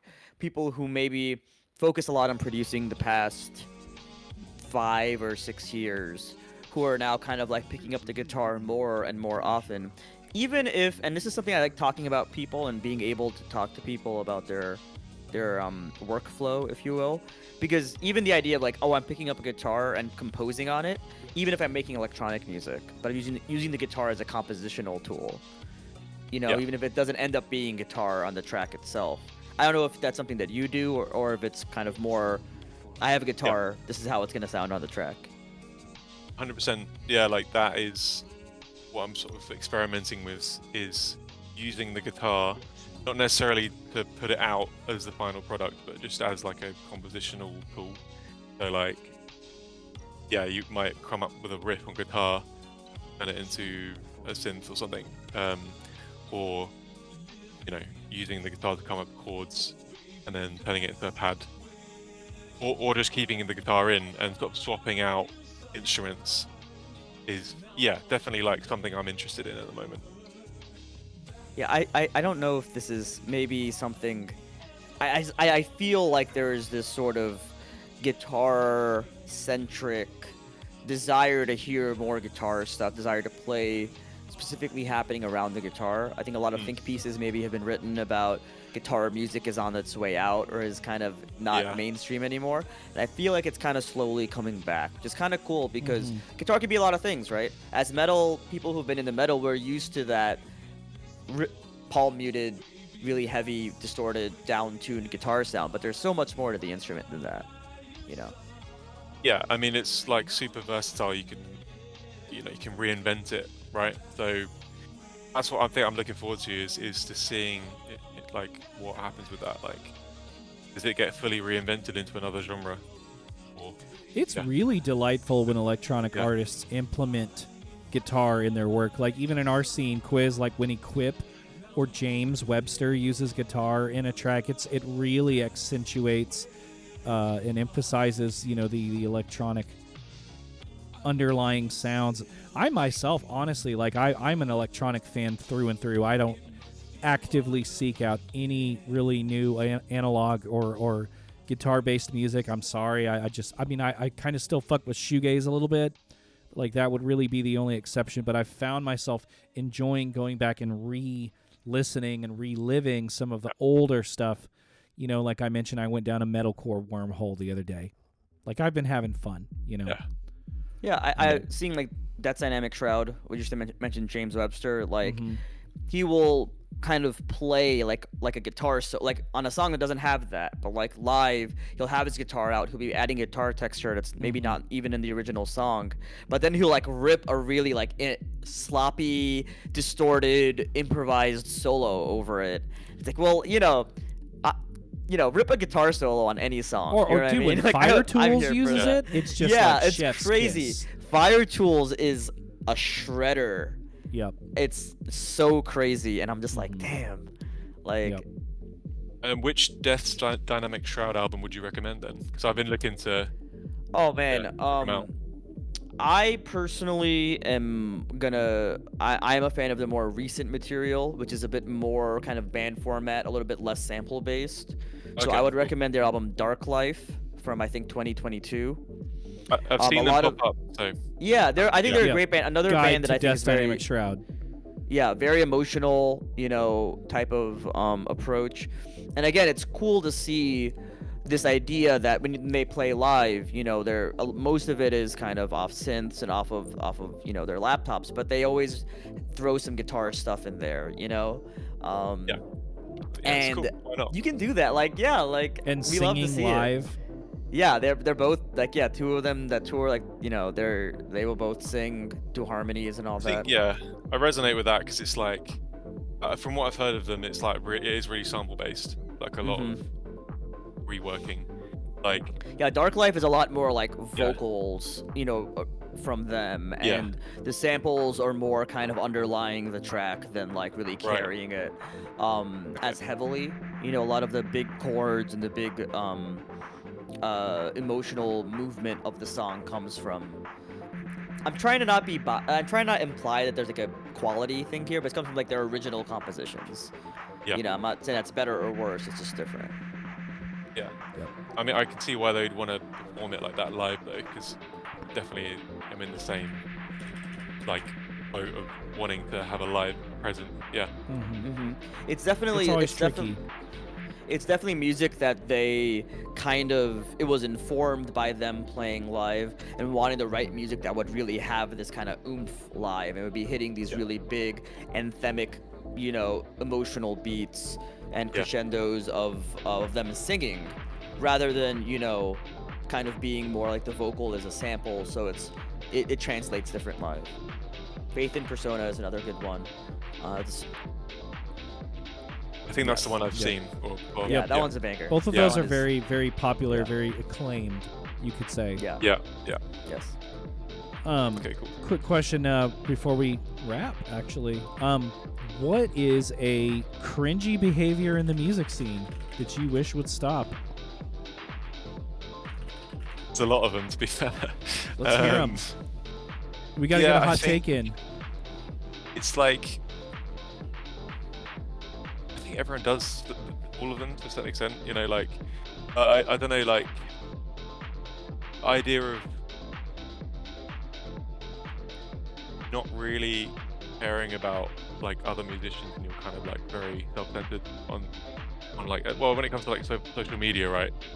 It's very easy to fall into this trap of like putting out content and then not really interacting with anyone. The self-promo person. Yeah, I think like there's definitely a lot of that. I think, like, to be honest, just never work. Like, you got to be involved to a certain extent. In the community, when it comes to like Instagram as well, there's a lot of just like putting stuff out there and not really caring about anyone else. Yeah, that's my main one. So That's a good one. I That's a come big from one. a sales background, unfortunately, right? But like you have to have a reason to offer somebody something. You have to have a tie back statement. Hey, right, yeah, this makes sense for you because you're a fan of Casha Mour, Yeah. so you should check out. it's that thing of like it becomes part of the music industry. I feel like it can become quite like transactional quite quickly, and I think it's just less cringe if you do things because you really enjoy it, and then you just naturally get involved. Yeah, When it's organic and authentic, it really tends, I feel like, to catch people's eye because people have an ear for phony shit, yeah, When they know you're like trying to that- sell them something, like they're... yeah. With a lot of the AI, obviously, there's a lot of talk about AI placements and things like that. This sort of thing of getting involved in a community and releasing, AI music, stuff like that. I don't know. It's not great. Yeah. I've noticed when artists are doing the sort of maybe what they think is like the social media promo game, and like they hate it, and you can tell that they're kind of, oh, I gotta make a video every single day because Instagram says I have to, and they're just kind of, you can tell they're miserable doing it the whole time. Yeah, It's like, yeah. I wish you didn't feel like you had to do this because you don't obviously enjoy it. Exactly. Like, it's a fine line as well. Like, I'm not saying that it's bad to promote your music, obviously. Like, yeah, it's just that I think it can easily become like quite toxic on Instagram when everyone is doing that. I don't know. It's like there's not really like any participation. It's more just like pushing your music out there. I don't know. Yeah. I think it's easier to promote yourself when that's not like your first interaction with someone. Like you're already having a conversation. Like, oh, by the way, I've been working on music, or by the way, you might be into this. I think that goes so much better than like, oh, I have a new album out, and like you don't even say hi. Yeah. That type of Yeah, feeling. like I've had a few like messages on Instagram where it's like a pre-scripted message, and you're like, I'm obviously like joined some sort of like messaging list, and they're just like continuously like, hey, hope you're well, and it's just really, insincere. So yeah, I think there's better ways to get people involved. You heard it on Hot Takes. Casha Mour, everybody. Thank you so much for joining us tonight. You poor man, it's almost 3 a.m. Okay, it's my pleasure. You were delightful to get to know. Like, I really, really enjoyed picking your brain. I want to thank you for letting us do so. And you guys, if you like experimental electronic music that's just sad, not all of it's sad, but like, let me not be so reductive. Sentimental, I would say. Sentimental, Like down-tempo music. Bittersweet types of sounds. You need to get into Casha Mour's work. I promise you'll have a good time, especially if you guys like dream punk or ambient music. It fits right in to the mix, I promise. And apparently he has a vaporwave side project, Heights. I'm definitely going to be banging that soon. But thank you very much for the terrific interview, buddy. Before we finish the night, I do like to give every guest a few minutes to put us on and help us best support you. What do you have coming down the pipes? Any upcoming shows, releases, anyone you want to shout out? Anything you would say before we wrap?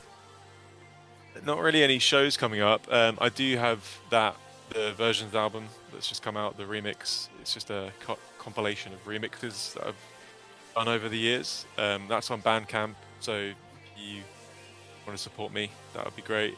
And yeah, I've got new things coming in the future, so if you want to follow me on Instagram, Casha.Mour, I think it is.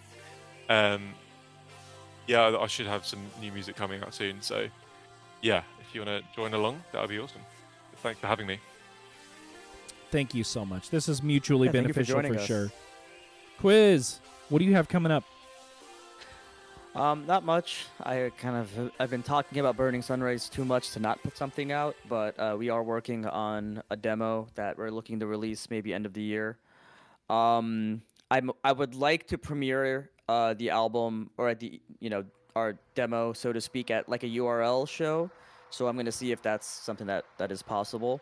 But other than that, I will put out there, like, I am planning to bring back Vapor Aid, so the fourth Vapor Aid. Yes. For like mid-November as usual. So that's the sort of vaporwave kind of themed charity to raise money for like mutual aid in Palestine. So that's something I've been doing the past 3 years. So it will return. I got to start planning that soon. But just so everyone knows, it is happening. Yes. Yes, and you guys will be involved, of course. Hot Takes will be. Oh man, it's always a good time. We'll be involved with it for sure. I swear to God, if you do an IRL, I will get out there if it kills me. Even if it kills me. I'm thinking about it. I've got a venue. Yep. There's some interest, so we'll see. Nice. I got got booked for i2k.live. So in Richmond, Virginia, on Friday the 14th of August, I'm going to be opening up the weekend at Basic City Beer Company, alongside Crystal Eternal, our beloved other co-host. That's Matt, Uniwa, and some locals, Casey West and Shark Chan.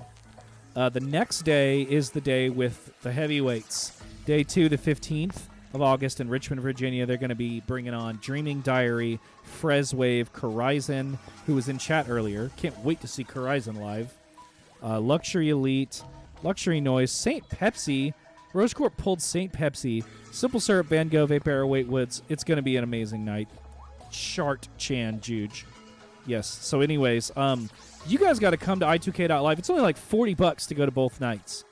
You know, a whole lot of other vaporwave like day long and multi-day festivals charge double for like, well, I'm not gonna get myself in trouble. But anyways, like, this is going to be a terrific event, and it's going to have a great turnout. It's going to be run by just a terrific group of people. So we hope we see you guys in August. and I hope you come to day one because I'm going to be tearing it up. I still haven't started putting the set together, but we'll make sure it's fun. I did put a set recently together that I might have teased during the pre-roll for an upcoming URL event that is yet to be announced. But it's a deconstructed club set, and you like that word bombastic quiz. If you like the Vaporwave 3 set, this one is a brutal fucking set of searing, like, unsettling club tracks. Very proud of what I put together. Poor Lux had to deal with some noise over the weekend, but I put it together pretty quick, actually, because there's no fucking melody. There's no mids. You can overlap the tracks really easily. So, yeah, shout out that. And my New Visions Detroit set is still up on SoundCloud. As you guys know, Brick Mason and Doki Doki Beats put that terrific event together, starring Luxury Elite Christ, Frank Jeffsey, Victory Over Death, Imco Pav, and some other amazing people. And I did a 30-minute Future Funk set, which I thought was a lot of fun. Very, very, like, dancey and just, like, very radio-friendly. So check that out on my SoundCloud. As a reminder, guys, we would love to see you jump in the public community Discord. We would love to see you follow us on socials. We would love it if you donated, but of course, no pressure. If you feel the need, we just did our Podbean renewal, so it drained the coffers a little bit, but all those donations go towards, commissioning your friends for art and making sure that, like, we don't use AI and, we make sure that we use quality equipment, stuff like that. And damn sure check out the YouTube music playlists because those are not algorithm. We got people manually putting together their mixes of their own recs, including new Shout playlists. Shout out to Christ for the layout we have right now, by the way. 100%. John Sobelli made this, and actually he, I won't keep you guys late, but he did that unprompted, and then we paid him for his good work. But check us out, and thank you very much for tuning in tonight. Casha, you were very fun. You were very fun to talk to, and I thank you guys that came out on a Saturday night. Join us next episode on Monday, July 13th at 8 p.m. Eastern. We're going to have a really fun episode hosted by not me. It's going to be Roche Corp and Luxury Noise hosting Simple Syrup on Hot Takes in just over 2 weeks from now. So we hope to see you guys that night. And I hope you guys have a terrific night. Thanks, guys. Bye.